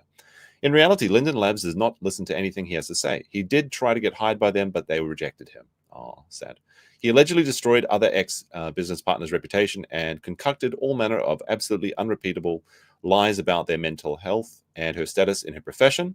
He tries to cover up his stories by contacting the witness on Skype and making elaborate lies to tell you that he hopes he will destroy you and your objectivity and impartiality and bring you into his way of thinking. If you question his stories, all of your manager privileges get revoked, and he will spread lies about you to different people. While these claims don't have any proof, the fact there are so many different people who tell similar stories about one person should raise some eyebrows. There is one comment, however, which also includes an IRC chat log of PirateSoftware, which reveals some interesting information. Now, I think this is the part. Yeah, this is the one part that like gets into some really like disturbing stuff, and people that support PirateSoftware have a response for this, and people that don't like PirateSoftware then say that he's a full-on groomer because of this. But we'll present the facts as we see them, and you can make your own decision. So in this chat log, so PirateSoftware says, "I fired her," and this is in regards to that chick, Emoto. "She didn't do work for 2 months, missed meetings because she was playing WoW or too lazy to come, and then freaked out when I said I would be paying her on Fridays instead of point of sale due to tax complications since I have to report all these incomes for taxes. She got into one little, Alex, I don't know who that is, says she got into one little fight and her mum got scared and then said, 'You're moving with your auntie now in Bel Air.' Very funny." Then PirateSoftware links the chat logs where they were talking about the druid named Peniscock. Then he's like things like this, implying that she's lazy and just talking about jokes and WoW and stuff. "This is why she's gone. All that I wish," says, "Dang, business is gangster at Darksphere." That's his Second Life furry skin company. "Read up on what I just put up. She's also underage, so I've reported her." That's not good. That's not good for a couple of reasons. Hold on a second. That's really not good. I know this because I met up with her IRL and she lives 2 hours away from me. And then he's got the tongue sticking out face. So that's what's happened. Now, there's a reason that this is particularly bad. A couple of reasons, as I said. Now, the people that don't like PirateSoftware, so I'll just circle that. She's underage. There we go. The people that don't like PirateSoftware use this as evidence that he's groomer and that he was grooming her all along, and then he got into a falling out, and then they just kind of broke up or whatever. There is no real evidence to prove that, and the supporters of PirateSoftware say that as soon as he found out she was underage, he broke off contact with her. But the message here implies that he knew that she was underage, and the age gap isn't like super wild or anything. I think she was like 16 and he was 19, so it's not crazy or anything. It's like they could have been in high school together, sort of thing. I'm not too concerned about that, honestly. But this message implies that he knew she was underage previously and continued to employ her until she was no longer useful, and then he reported her for being underage, that she was no longer useful, which is basically just child exploitation, as particularly in a field which was dealing with sexual material, because this person's job was to design avatars, sexualized avatars that engaged in furry yiffing online. And you paid a 17 and 19, okay, whatever. It doesn't really matter. One was a minor. That's the important part. If he knew she was underage, she should never have been working for him. Okay. And moreover, he was employing her in a job that specifically animated sexual content for people for Second Life. So this is pretty bad either way. It's nothing like It's not like a silver stake or whatever or anything. It's not going to destroy his career, but this is pretty slimy. At the best case scenario, he used this person until they were no longer useful, and then he decided to report her for breaking the rules and being underage after he was no longer could extract any use or value out of her, which is pretty slimy behavior, in my opinion. At worst, he was grooming this person. So, like I said, it's not like a crazy age gap, so I'm not too worried about it. Like I said, they could have been Romeo and Juliet sort of thing. But it's pretty gross because it's Second Life furry shit, specifically. Anyway. It kind of shows you a bit of his character as well. Jason drove 4 hours, 2 hours one way, 2 hours back to meet up with an underage girl who worked for his digital fetish shop. Now, you may be skeptical about whether the IRC logs were forged or not. Jason himself says this happened, and nobody has even tried to deny it. He met up with this minor as a 20-something adult. I think he was like, it says 20 here, but I think Pirate says he was 19. End of story. What actually happened there is still in question. This chat log was spread around on 4chan's V a lot, and due to this, Jason was forced to respond. So here's his. We'll read his response. This is what Jason said. Jason being PirateSoftware. Looks like a Discord message. Oh, hi, I'm back from vacation. The house is apparently on fire. Apparently, some people believe I ripped off an underage artist 16 years ago. The artist went by Wingless Emoto at that time and is known as Mameface on Twitter. Now, Mameface on Twitter is no longer accessible to be contacted because they have abandoned Twitter in favor of Blue Sky until Elon Musk leaves Twitter. They were 17 and I was 19 when this all went down, and no one... Now, I've heard 16 and 20, but he's saying it's 17 and 19. We never did anything sexual together. We made avatars in Second Life, and our work was really popular. Well, they were sexualized avatars, specifically for the point of doing simulated sex in Second Life. And there's actually screenshots that show this. The furries sucking each other off. They did all the models, and I did all the programming in LSL. We had a falling out over pay splits, and Wingless open sourced our work. They were never fired. They quit of their own. This is Pirate's side of the story, by the way. So take it with a grain of salt. Tabloids at the time did what tabloids do. They made extremes and idiotic statements. These tabloids still exist, and people are digging into them over there. Mame and I made up 4 years later. You know, when she was adult. You became friends with her when she was an adult, eh? Interesting. We've been best friends for a very long time. You can reach out to them and ask to confirm this. We've actually been talking about having them on the stream to stop this tide of idiocracy. If you've been engaging in this or trying to dig it up, settled beef that is older than you are. For those who have bitched on socials, lashed out at me, or left negative reviews on my work over this, eat shit. You have no respect for you whatsoever. I have no respect for you whatsoever. Very good. Very good response. Allegedly. Where the actual gunt guarding. Oh, wow. Do they use gunt guarding outside of the sector? I didn't know that. Huh. Interesting. Where the actual gunt guarding from his fans began in this timeline is of Jason actually knew whether or not he was a minor before they met up. Knowing him knowing before meeting her up would drastically change the implications of this meeting, and is important to understand. Yeah, like this could, like I said, at best he was employing a minor to make fetish models for sexualized uses online, which I find disgusting, but it's not as bad as it could be. So this guy is a Reddit Jenny, apparently, Smuggest Hat Kid, and he basically goes on and defends everything pirate software related, and is sure to respond. He's like the reply guy, and make sure you know that Pirate's actually a good dude on every time anyone says anything about him on Reddit. The big question about this argument is, why the fuck didn't Jason say this in the comments to respond to himself? They deleted it. Let's see. If he had been so innocent and had no idea this person was a minor, why wouldn't he be addressed this at the meeting? I mean, it's only logical to state that the moment he found out this girl was a minor and he left her.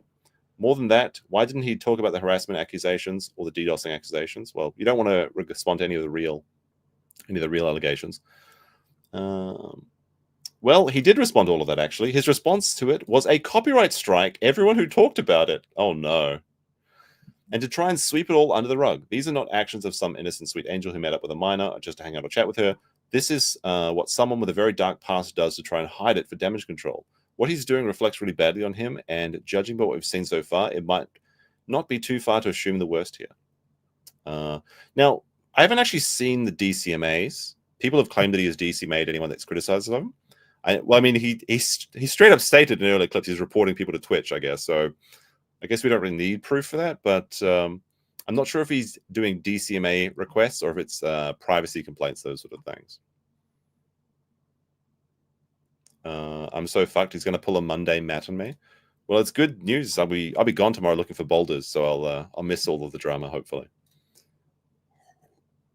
All right, so this is where he stops being Maldavius Figtree and becomes PirateSoftware.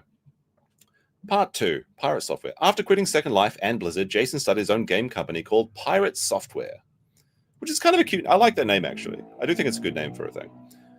They would release their first game, Champions of Breakfast, which sold modestly well for an indie game and was made by a newly made studio. After this, well, let's have a look. I think it's like a fairly simple shooter, I think.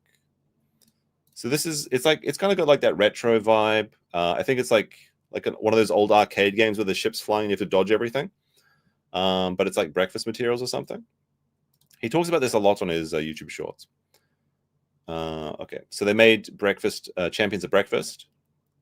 After this, they decided to make something they actually want to do, a game called Heartbound, a story-driven RPG maker game about a boy and his dog with multiple endings and branching paths.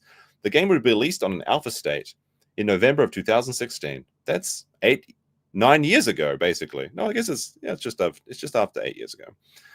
With great success that would be played by known YouTubers like Jacksepticeye and MattPat, the later of which would call the game the next Undertale, which in itself is a controversy. And I think this video has been removed, so I couldn't actually... Yeah, this video is unavailable. It's been privated.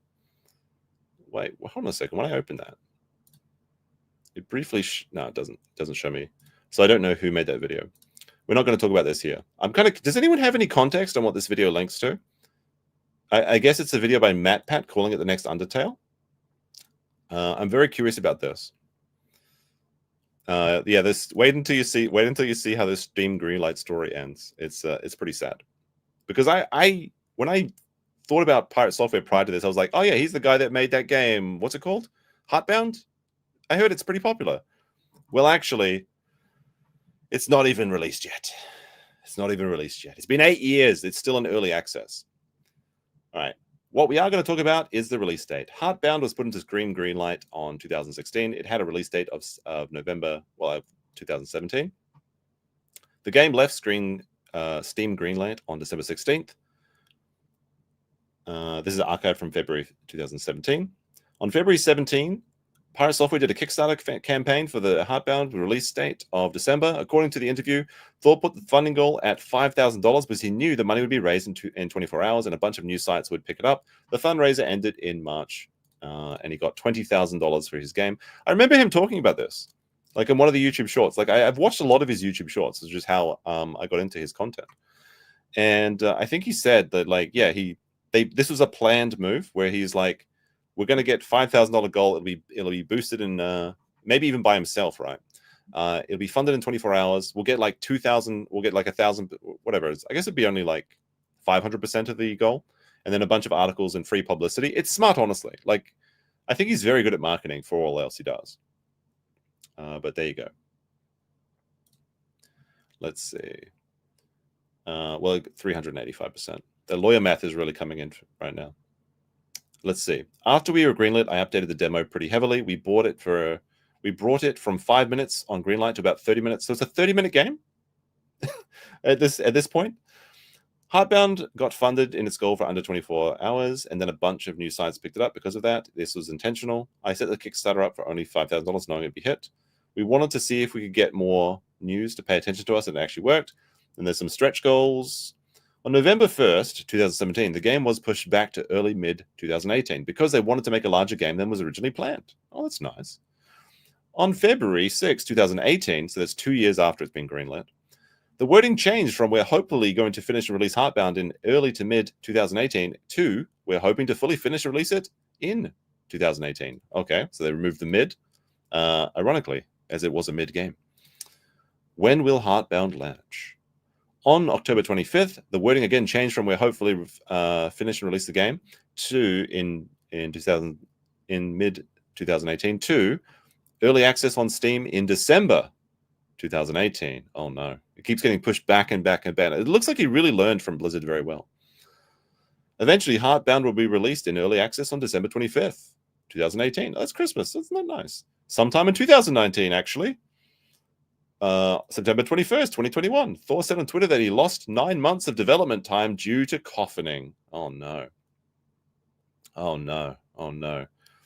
This is what happens when you lose 9 months to COVID. Still managed to get an update out a couple of months ago.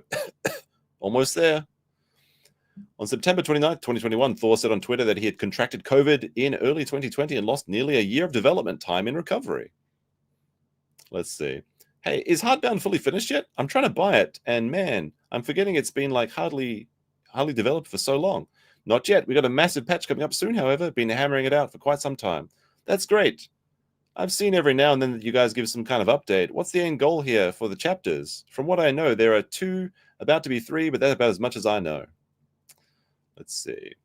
In a video called September Update, which was published in October, Thor said that he and his team were planning a release Animus, Chapter 3 of Heartbound, on December 24th, 2023. We're getting pretty close. That's only a year ago. When December came around, patch 1.9, PirateSoftware said that Animus was still being developed. Oh, no. Upcoming content. The rest of Chapter 3 is still being developed. People would be extremely pissed off by the lack of movement in the development. As another commenter pointed out, if you watch Jason's stream in which he advertises on the page, he barely works in the game, to which Jason would respond by claiming that he works in the game every day. All right, it says, check out the clown emojis above Jason's reply. No one is buying his bullshit. Let's have a look. Let's have a look at this. All right, so Smelly says, I do think it's weird that the devs say they work on it every day on stream, when if you watch their streams, they barely ever work on it.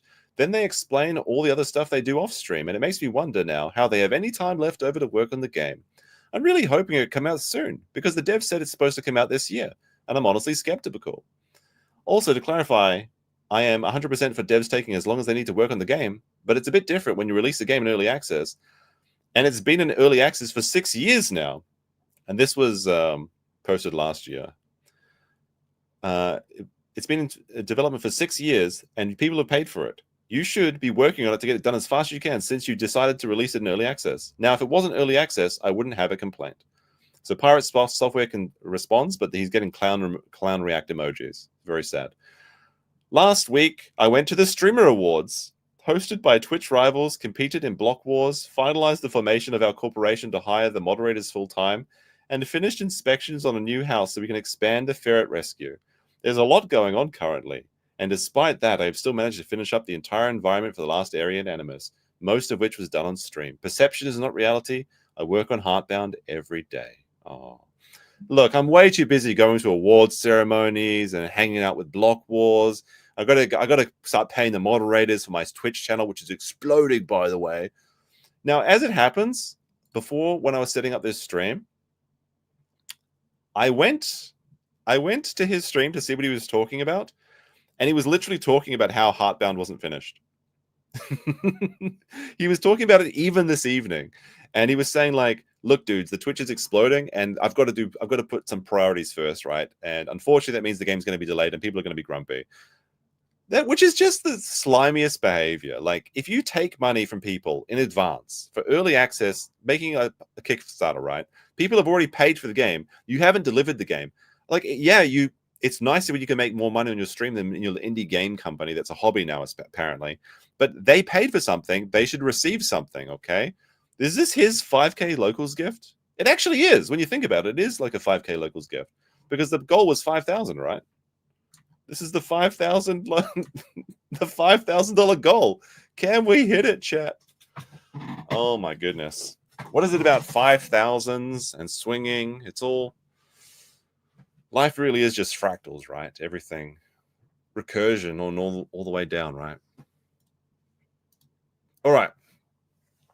This displays his complete lack of competence, which is even funnier that in many of his YouTube shorts, he brags about his ridiculously efficient ray tracing, while in reality, if you look at his company products, that's far from the truth. Flat screens with a single static light sources and furries, of course. Oh, look at that. There's a furry ferret in his game. Imagine that. A few scenes have some materials that look like they should emit light, but they don't. Honestly, like, I actually like this art style. It's not for everybody, but it kind of reminds me of Stardew Valley. I like it. But I wouldn't be bragging about it if I haven't finished it. Like, Concerned Ape is the developer for Stardew, right? He puts out free updates all the time and bonus content all the time. This game isn't even finished, and you're too busy playing World of Warcraft and dying and die 'em all to finish the fucking game. How fucking lazy. How dare you call yourself a developer? Just call yourself a streamer. If you want to be a streamer, call yourself a streamer. It's fine. So the people are criticizing the light. There should be light being coming out of the lines, but it doesn't really matter. Let's see.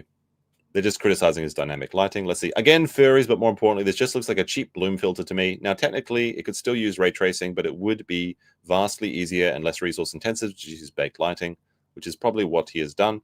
But you got to impress your audience somehow, I guess. So kind of just saying that he's making up shit to sound like he's a cool guy.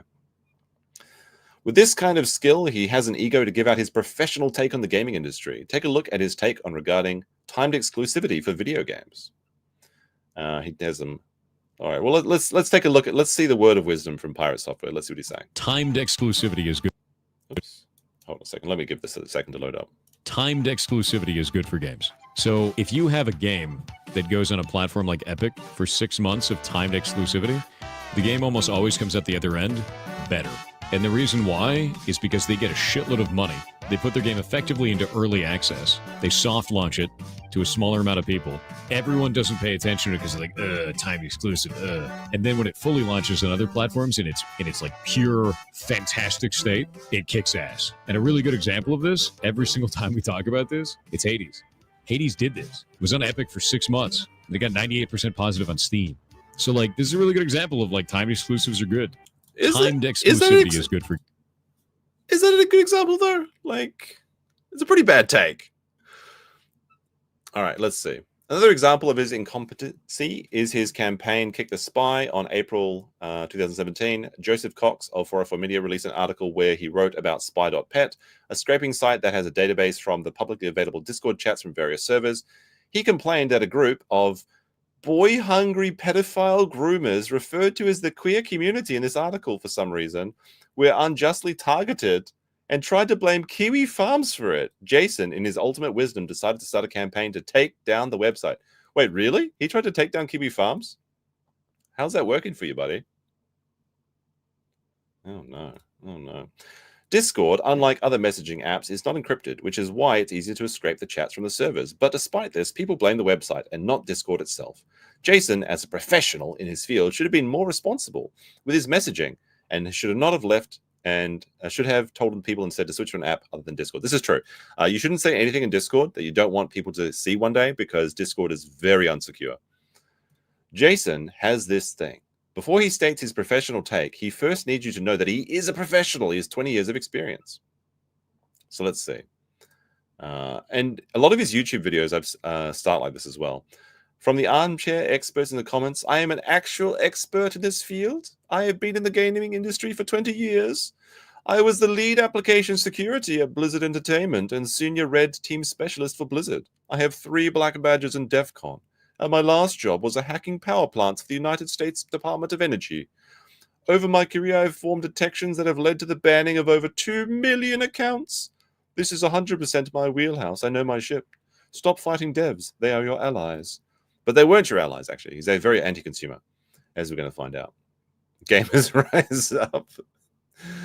20 years of stealing breast milk from the group fridge at Blizzard headquarters. Wait, what do you mean even? Even me? Like, I probably saw this before anyone else. I kind of sat on it for a couple of days because I've been watching. I like hardcore World of Warcraft, okay? It's kind of my guilty pleasure. I like to watch the death clips. There's a channel called Hardcore Clips. You have to be very careful when you're searching for it. Make sure you put in Warcraft. Don't put WoW Hardcore Clips. That's also not going to work out well for you. But it's very fun. Every day, like, they put out a new video of people dying in their video game. It's very entertaining. So I probably knew about, like, when you say even, I'm like the one guy that knew all about this. I just didn't know about the pirate drama, like the actual, like, his dark history. I knew about everything happening in the guild. Oh my goodness. Nerd. Yeah, I'm a nerd. I've never claimed not to be a nerd. It's perfectly fine. I'm perfectly fine being a nerd. Let's see. So they compare him to Yandere Dev, who does Yandere Simulator, who's another kind of lolcow that's been spending 20 years making a game. Then Jason brags about his insane coding skills. I don't know enough about coding to judge him, and realistically, his coding is probably fine. But coding is one of those things where if you do anything even slightly different from someone else, people get really angry. But it's not my wheelhouse to actually judge coding skills. So I have never learned to code. I've just I'm one of those people that's going to be out of the job in like 2 years or whatever. All right, let's see. He even lies about his voice, and we saw this at the beginning of the clip. But to be fair, I think his voice did change. But 100% he does use a voice filter to deepen his voice. And if you want to do that, that's fine. But just don't be salty about it. Apparently he gets very upset and will ban you in chat if you mention his voice. And some people have made some jokes about voice surgery or something, or voice training. I don't know. I think people sometimes just have their voices changed. Maybe they get their tonsils out or something. You know, you never know. You never know. But we will listen to his funny old voice again. For you. And the other one is Heartbound, which is a more story-driven RPG. And we've been working on that for about 6 months. So this video is I know this video is now 7 years, 6 months old, because he's been working on Heartbound for 6 months in this point, and Heartbound is still not released, and it's been 8 years. It's fun. It's a fun way to time date this. Let's see. His deep voice is completely gone, meaning it's most likely uses a voice changer. It's like a voice amplifier. It's like a preamp thing you do or something. I'm not sure exactly. He is so insecure about his fake voice that he defends himself in the comments under a 7-year-old video. Bro uses a voice changer. No fucking way, Lamol, 1 day ago. Nah, my voice dropped the floor when I hit 33. It is hilarious, though. That's a pretty... Wait, how did he find it? Wait. Can I see this comment? Oh, wait, I don't have the... Oh, wait. Preserve Tube Archive. Okay. When did he leave that comment? Wait. Can I see... I can't see the comments on this. That's pretty funny, though. That is pretty funny. Oh, dear. Oh, dear. His lies even extend to the development of Heartbound. He claims to having COVID are extremely inconsistent. On January 25th, 2020, Jason said that he couldn't stream because he was sick for 4 days. Sorry, guys, for the lack of streams. I've been sick for 4 days. Don't push yourself too hard. Take some time off if you need it. Yeah, it's been pretty awful. The whole house got sick. Not even the basement saved me from the plague. On March 10th and 11th, Jason said on Twitter that he had a cold, which made him sick for 5 days. Let me see. He would reiterate on March 15th, 2020, that he'd been sick for over a week. On March 16th, Jason said he was still sick, but he was feeling better. And you can see, look at that. He's suffering out there. He's going to the... Let's see. Nearby stores are empty, but we've already stocked up on our food and supplies. Should be on stream a little while tomorrow. Still sick, but a bit better. Thanks for all the well wishes and take care of yourself. Hashtag Heartbound. This is not Heartbound. This is Homebound. He's stuck in his basement. All right, let's see. On March 17th, Jason went to urgent care and was diagnosed with pneumonia. Also, he took a COOF test that said his results would come in 2 to 3 days. According to Jason, the COVID test came back negative. He only had pneumonia. On March 24th, Jason said he was misdiagnosed as actually having severe bronchitis. Ain't nobody got time for that. Also, Jason said that after a day of rest, he was feeling much better and could breathe again. On March 30th, 2020, Jason would reiterate he tested negative for COOF. In early April, he said he would have a cold for over last month. Like, if you're going to be sick, just be sick. Don't tell people about it. Like, just say, I'm sick, and make one post. One post is okay. Don't keep telling people how you're so almost finished being sick. All right. April 6th, Jason's symptoms got worse again. Jason would continue developing his game, streaming the process, and announce a game jam for the rest of April. He's doing a game jam right now, like literally right now, I think. A game jam is where a bunch of developers come together and they make games and try and finish them in like 24 hours or 48 hours or something. If he's attending, he should probably finish Heartbound. That would be my advice. Oh, this is a screen from his game. Oh, no. It is a furry game. Look at this. Look at that dussy sitting on the... You're having a little picnic with your dussy girlfriend. It took nearly 3 weeks. But Fem's... Oh, I guess it's Fern's. Fern's minigame and storyline section is finally finished. So you get to fuck the deer in this game. Amazing. 142 lines of dialogue and 16 potential pathways based on your performance and choices. Oh my goodness. Just imagine, chat. Imagine how many ways you could fuck this pussy. The dussy, I mean, sorry. The deer pussy. Pretty happy with it, starting on Rhodes minigame tomorrow. Heartbound. Wow. Oh my goodness. Imagine the smell. Jason would continue streaming, working on his game, and he would release an update about it on Steam in March. let's see, streamed. All right, so they actually the top minds at the farms went and calculated everything, and they came up with a figure that I think we'll jump to. Let's see, where is it? Let's see. So he streamed these following days. Huge Dappin updates. He contradicts himself, and after nearly 8 months of recovery, my lungs are well enough to stream and work on a daily basis again. Thank you all for the support and the good vibes. Oh, that's nice. That's nice. If your COVID was so bad you lost 9 months to develop time to recover, why did you continue streaming and developing the game if your COVID was so bad? He had another bout of COVID. Or let's see what this says. Let's see what he says. So yeah, it's kind of a short one. I'm sorry I didn't get more stuff done, but that was a hell of a thing. That's the second time I've gotten COVID. The first time took 9 months to recover. This one took probably about, I think it was in total about 20 days. So thankfully I'm back on it and I'm back to working on stuff. So I'm sorry that there's no update, but I will see you guys all later. I licked the Bye, bottle, everybody. chat. Lick the bottle. You should never do that. All right. Just show me the figures. Just show me the figures.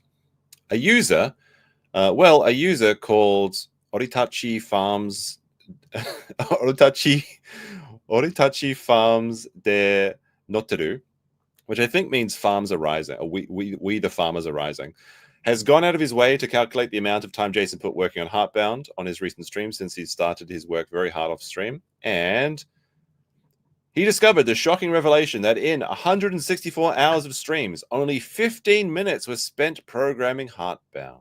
Oh no. Oh no. Say don't so. Now this for me, part 3 is the worst part. Like, I'm very sus about the Emoto shit, but this is just actual evidence of him being a shitty person. At least in my opinion.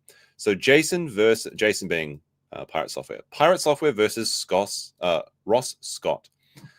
Ross Scott, aka Accursed Farms, is a popular gaming YouTuber who's been reviewing games and covering the development in gaming industry for a long time. He's one of the most respected creators on the platform.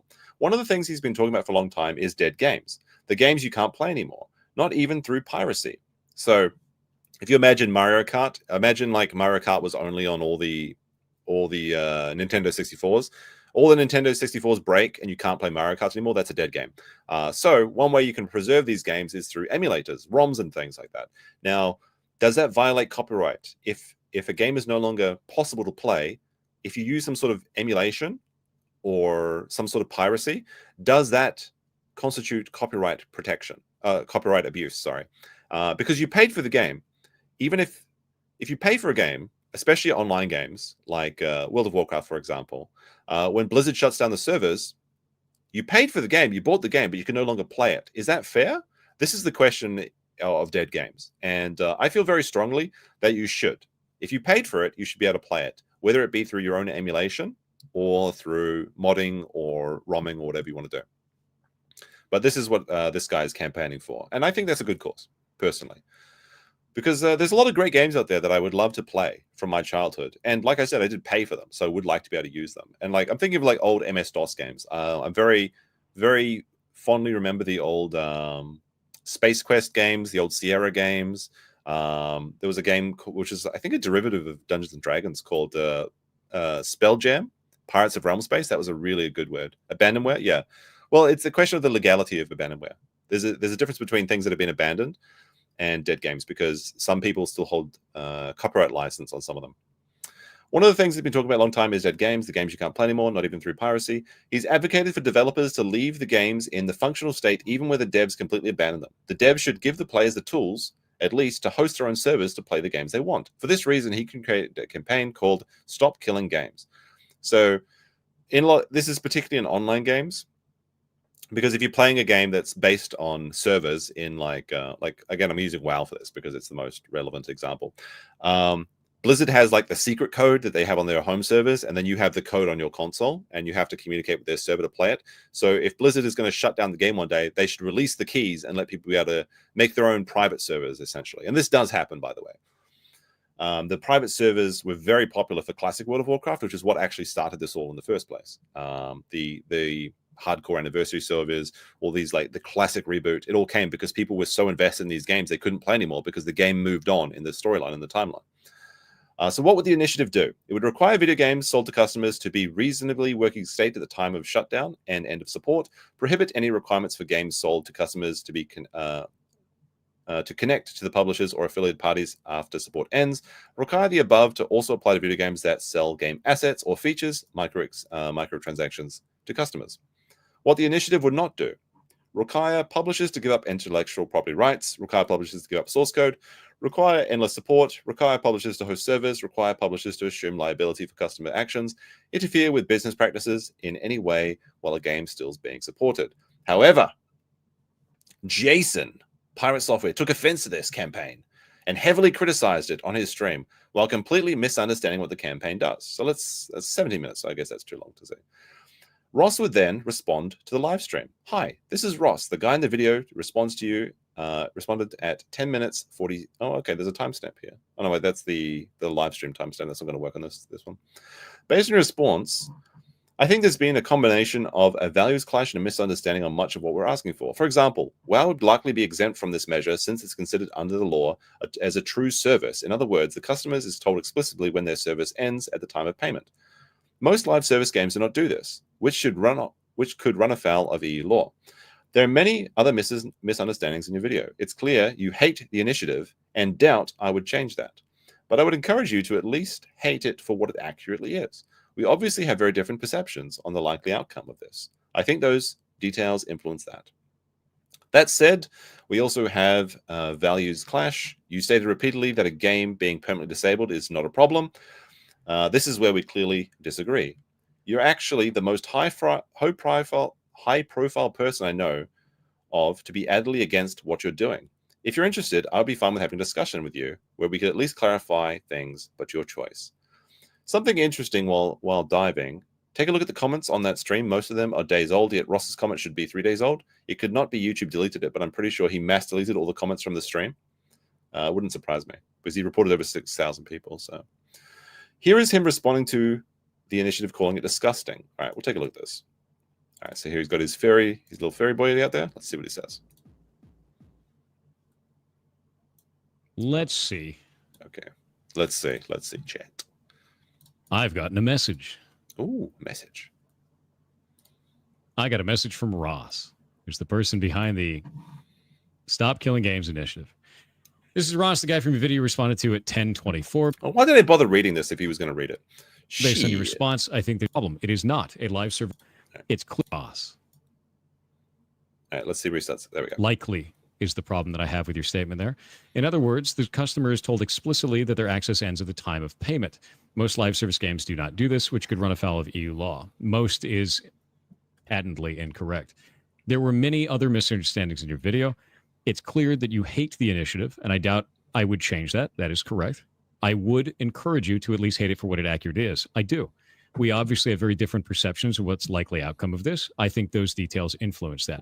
That said, we also have a values clash. You state repeatedly that a game being permanently disabled is not a problem. It is not. A live service game is meant to end one day. There's nothing wrong with that. This is... I mean, I disagree with it. Like, you don't necessarily know when it's supposed to end when you buy a game. Like, a lot of people just buy products thinking they're going to last forever. Now, is that a problem with the consumer? Maybe. But this is just so open. Like, he's 100% in on this. Like, well, it's just a live service. It just means you should end. Like, well, no, let's have this argument. Let's have the discussion and see whether it is or not. Where we very clearly disagree. You're actually the most high-profile person I know that is adamantly against what we're doing. Cool. If you're interested, I'd be fine with having a discussion with you on is the answer, where we could at least clarify things with your choice. I don't think I want to do that. And the reason why is this. All right, is because specifically your video that made me not interested in wanting to talk to you. It is specifically this portion of your video right here where you discuss reasons why your initiative could pass. And your description of this, I find to be disgusting. Politicians like easy wins, and this doesn't require them to do much at all. And unless it involves gambling or protecting children, politicians generally don't care about video games. So this isn't of big consequence to them or most of their constituencies.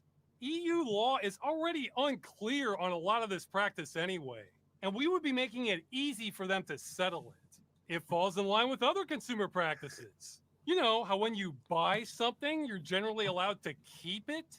And finally, this is a diversion from really serious topics that politicians will. So these are kind of tongue in cheek to me. I feel like he's having a bit of a jab at himself. That's my read of the situation anyway. To deal with. So politicians are going to put this forward because it's an easy win. They don't understand the subject matter, and it's a diversion from more serious issues. I don't have any respect for that. And I don't have any reason to have a conversation with you because of this. I mean, yeah, this isn't the best look, I'll admit. I see this as a self-deprecating joke, but I believe in the cause. I think that he's doing a good thing, trying to preserve these pieces of entertainment, and some would argue pieces of art and history. I know that sounds kind of cringe, but it kind of is. Good luck.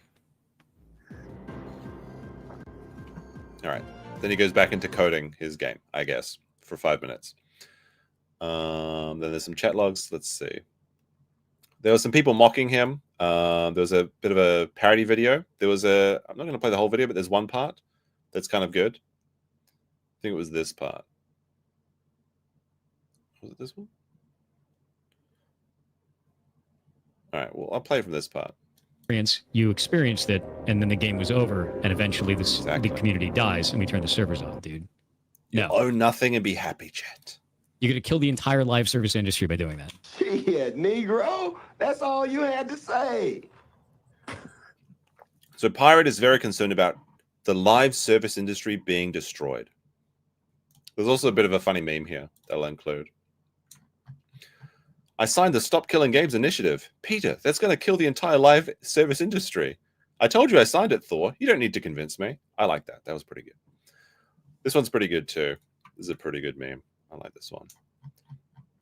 So he's got this mushroom boy. He does look very greasy. I'll give him that. You might have rights. Sounds good. No, you can't do that. It's very good. Very good. And he's saying things such as impossible to balance gameplay. Now they have to make it so that MMO single player doesn't make sense. Anyway, due to the amount of backlash he received for his take, he decided to double down by making 2 videos explaining himself, which are both completely wrong. Now, as I understand it, this is a common thing for him. He'll put out a video, and then he'll have to put out a second video clarifying his opinions and telling people why they're wrong because the audience was too stupid to understand his big brain take. Let's see. As you saw earlier, now this is a fun one. This is the fun part here. The fun little reveal. As you saw earlier, he's a huge advocate for anti-consumer practices, which is one of the reasons why he's so adamant about this campaign. The other reason is that he's the co-owner of a game publishing company called Off-Brand with Ludwig. Uh-oh. What do we got here? What do we got here? So he's got Ludwig. We fucked around and made a game publishing company. Oh, that's nice. Just 2 bros trying to make some video games. Their upcoming game, Rivals of the Other 2, is a live service multiplayer game. If you bring up that fact into the discussion board on Steam, you'll get banned for harassment and misinformation, as proven here. Oh, no. Oh, no. So it looks like there's a Russian people are very popular on Kiwi Farms. Did you guys know that Jason is a co-owner of a publishing company called Off-Brand, which is really funny? It's going to publish Rivals of Ether 2, which is a live service multiplayer game. It all makes sense now, doesn't it? You have been banned for harassment and misinformation. Oh, very sad. Very sad. He also stated that he will not speak to Ross. He won't even talk to Ross. Correct. I think his position is disingenuous due to his comments about how he could have pushed through the government. It's a bad direction, removes validity for what the initiative is trying to do, portrays the process as an incorrect manner, and just builds sensationalism. Thinking that kind of land is okay puts him squarely on my not worth to talk to list. Is that his death list, the one that he's also reporting people to? Louis Rossman and Asmongold have much better takes on this, and they actually try to engage with the issue in a measured way. Oh, isn't that nice? After the fiasco, he received much attention on the V-board from 4chan, where they discovered his second life drama. Some small YouTubers would make a video about covering it, like Ano. Upon its release, Jason would immediately respond to it in the comments. However, this wasn't enough. The video apparently hurt him so much that he made posts on his Discord server crying about it. Once again, claiming that his voice just got deeper at 33. Thor's voice is much higher. Yep, I dropped when I was 33. Voice deepening, like someone he's having a bit of a chuckle at the cope on the video, saying voice deepening surgery is insane. That's a crazy take. Nobody gets to voice deepening surgery. in this world. This still wasn't enough. He needed the video taken down because Arno dared to make fun of him, so he reported the video for cyberbullying. And his video was taken down. What happened to your Pirate Software video? Got cold feet? Ha ha ha ha. Jason took it down. And there's a link where it's a video called Pirate Software, aka Maldavius Figtree, has been removed for harassment and cyberbullying. Now, to be fair, when you get a harassment and cyberbullying takedown, you don't know who submitted it. So it could be Pirate Software that removed it, but we don't know for sure. It could be one of his fans as well. Seems like flagging down Ano gave him a little bit of a ego boost because after he did it, he decided to take down other videos criticizing him. The next victim would be Ted's Cabin, a small YouTube who joined the farms to post evidence of Jason flagging him. And this one also looks like it was removed for cyberbullying and harassment. Looks like, wow, holy shit. This video had almost 100,000 views before it was removed and over 4,500 likes, but only 56% of people liked it. So that means over 10,000 engagement rate of almost 10%, which is really high. What is this? What is this? Give me a second. Let's see. Dr. Copa says, I am giving this guy way too much clout with my attention from my channel, so I'll just edit this in. I've confirmed with YouTube staff that Thor personally privacy striked my YouTube channel of me exposing his past life. He has done this before with small YouTuber named Ano and will likely do it in the future. Oh no, guys. It looks like Thor or one of his fans falsely reported my video for doxing. For doxing? Oh no. Oh no. How dangerous. How dangerous. Conclusion. Jason is a complete fraud who got astroturfed by the YouTube Shorts algorithm and can now hang out with the big creators on the platform. He's an industry shill who managed to get away with all these retarded takes and complete incompetency in anything that he does. He's a lazy man who got completely carried by his father, who just happens to have a lot of connection in the industry and is now spoilt due to this. His ego is so high, any joke or criticism of him will be met with censorship. And that was a long thread. Now, this page, I actually went through most of these pages, but it's going pretty fast. And there's also a very fun poll here at the top. What will happen first? And I guess we'll do. I guess. Oh, I don't want to write or type all this out. So you can just type 1, 2, 3, or 4. We'll poll for this as well. So what will happen first, chat? Jason finishes his game. So Pirate Software finishes his game. Yandere Dev finishes his game. Grums finishes his game. Oh no, Grums catching strays. Chris Roberts finishes his game. Cold Fusion or the inevitable heat death of the universe. And the voting for that is 0.7% believe that Jason, aka Pirate Software, will finish his game. 9% think Yandere Dev will. 3% think that Grums will. Grums' game is never coming out. What is it called? Ember? That's never coming out, guys. That's a scam. 4% say that who's Chris Roberts? I don't know who that is. 49% of people think that Cold Fusion will come out first. And the majority, 43%, with 600 votes, think that the inevitable heat death of the universe will happen first. Oh dear. Oh dear. This is a long one. Well, actually, it wasn't that long. It felt like long, though. Now, there's a couple other things I have that I think I forgot to show. If you bear with me for a second, I need to go through these as I enjoy this delicious, delicious sake. Is it this? No, not that. Here it is. I enjoy memes. So this is one of the best ones I saw. So it's a trolley problem. It's a trolley problem, chat. During a dungeon run, your group pulls extra. Despite there being many options available to you as a mage to save the group, there is a non-zero chance you may die. So you decide to run. How do you gaslight the WoW community into agreeing to your decisions? I really like this one. Whoever came up with this is amazing. Because you've got the trolley and it's like all the ogres and the hyenas from Diamol. You've got the 4 party members. You've got the blink. You've got the no mana emerald or mana gem or whatever, and he's got a little wizard hat. This one's a primo meme. This is a great meme. Oh my gosh! What a fun little one. Oh dear. I think that's all that we got for now, though. There has been some other stuff. I was looking into his EVE Online career as well. So EVE Online is another massively multiplayer online game. Seems like that's his poison of choice. I also knew that he used to play Vampires the Masquerade, but that's not really no, that's a single player game, but I think they were going to make a multiplayer game out of it. Never mind.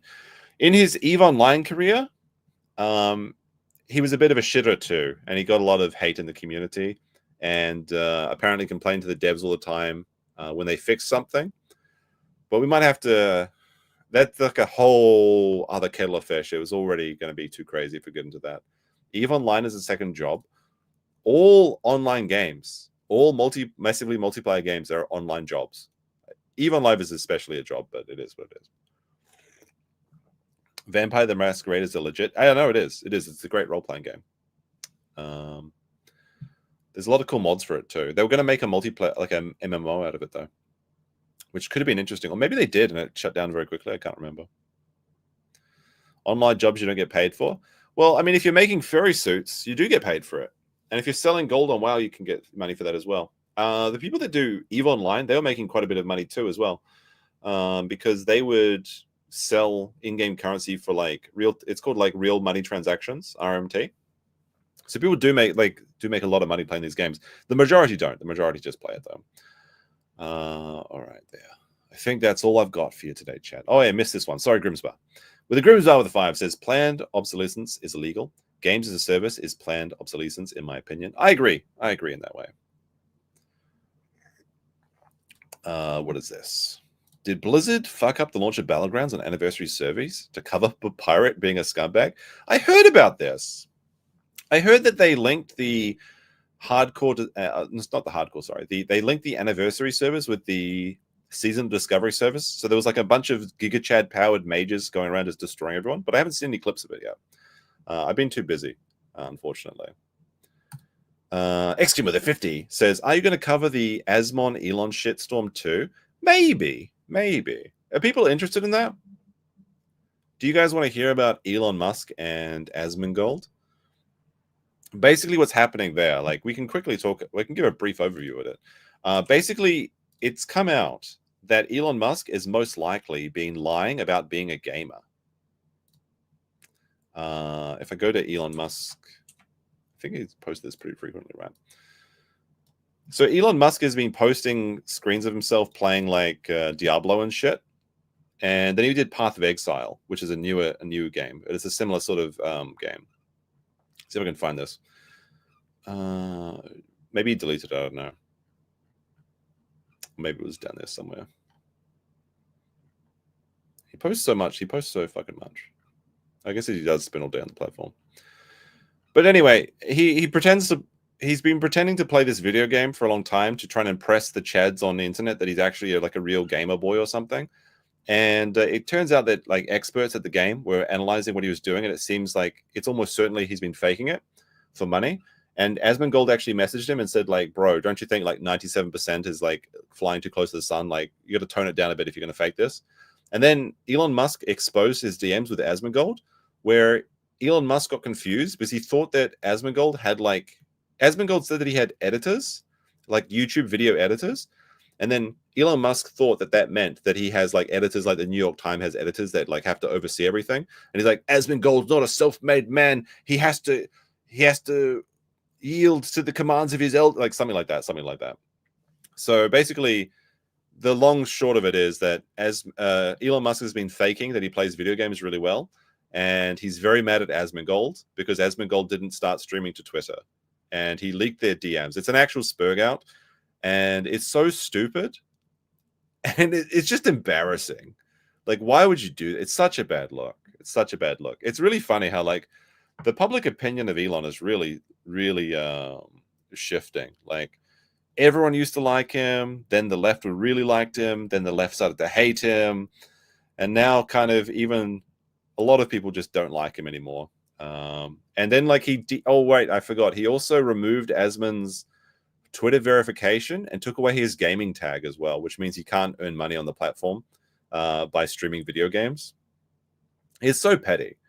And it's so counter to what he said he was going to do when he bought Twitter. Like, he bought Twitter and he just did the exact same thing that all the people were doing.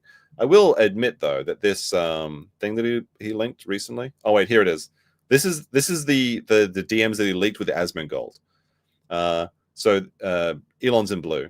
So Asmon says, I'm going to see if my editors might want to make a second account for Even. Sure. Who are these mysterious editors? And Asmon means YouTube editors. And the implication here is that Elon thinks that the editors are in control of Asmongold. Two guys, Asmongold and Cat Danny RU, they basically run the entire YouTube account. So what they do is they watch Asmond's stream, they find the juicy bits, and then they clip it and put it on his channel. That's what they do. They run the clip channel. So basically, any content I post or edited is uploaded by them, and they just get a cut of the ad revenue. It's a super good system, to be honest. Almost everyone on YouTube does it. And Elon said, interesting. And I want to see, oops. I want to actually see the post for this, though. How do I go to that?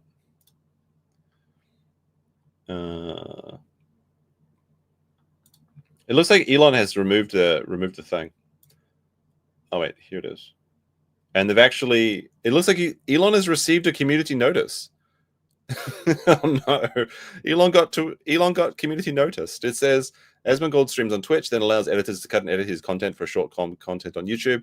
He talks about it openly. But Elon said to this, like, Asmon is not a self-made man. He has to bow to his masters. It's just so boomer. It's just so boomerish. I don't know. Oh dear. Stabby says, I play Path of Exile, and a day one player could identify how Elon exposed himself buying his account and piloted character. You know what's funny is that I had a conversation with this recently with somebody. We were talking about Elon, and he said, you know, the thing that's really crazy is that Elon's like one of the best Path of Exile players in the world. And I'm like, isn't that like that pay-to-win game? Actually, I think we said Diablo specifically. I'm like, isn't that a pay-to-win game? That makes sense. And then we kind of chuckled and we moved on. So maybe. Sorry, I didn't see actual results of the poll. If you want to see more about Asmon versus Elon Musk or the fake gaming Elon Musk, put a 1 in the chat and maybe we'll do it next time.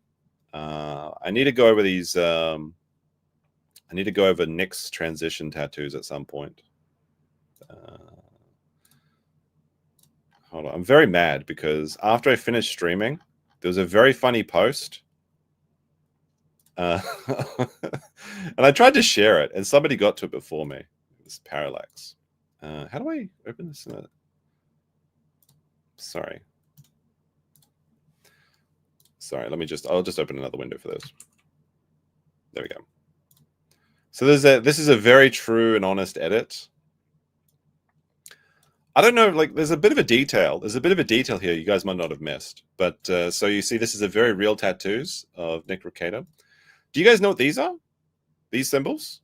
Because this is very common in Asia, but I don't think it's very common in America. So this part of the joke, let me joke explain to the internet for a second. So these marks are actually, like, you know how you, like in English, we do like 1, 2, 3, 4, 5. That's how you do it. In Asia, they go like this. They go 1, 2, 3, 4, 5. So these marks here are counting. So the implication of this is that, yeah, they're tallies. So these are all the dudes, I guess, that he's taken. So it's like 1 dude, 2 dudes, 3 dudes, 4 dudes, 5 dudes. So this is 5, 10, 15, 20, 25, 30, 35, 40, 45, 50, 54 guys. He's almost up to 55. Look at that. Look at that. So it's the Baldo tally. That's a really cute detail. This is a pretty cute detail here as well, but this one as well. But we're gonna have to do a review of that at some point. Maybe next time. I don't know. I usually don't stream Saturday, Sunday my time, but I think I will because I'm having a lot of fun. I think the chat's having fun, and we're all having a bit of a giggle, and there's just so much stuff to go over. So let me know if you want to see it. But I think that's it. You know what? We'll play the Roach song to end the stream out. I think because this is an absolute banger. This is from Bootleg Benny called Roach King PirateSoftware. It's the linked chat. Have a great Friday wherever you are. For me, it's Friday night. I'm gonna take off. Don't roach out. Don't abandon your friends. And we'll see you next time, chat. Peace. Thanks for the support. If this actually works, my computer's starting to freeze up. Maybe I won't be able to play this. Oh my goodness, my computer's crashing in real time. It's a disaster. It's an absolute disaster. Nothing's working. I guess I'll just read the chat until this starts working, or I'll press the end button. End my life button. Unintentional for a 24-hour stream. Yeah, I can't stop it. I can't stop it. It's actually broken, chat. It's actually broken. Sorry. All right. You'll have to go watch it somewhere else. Peace.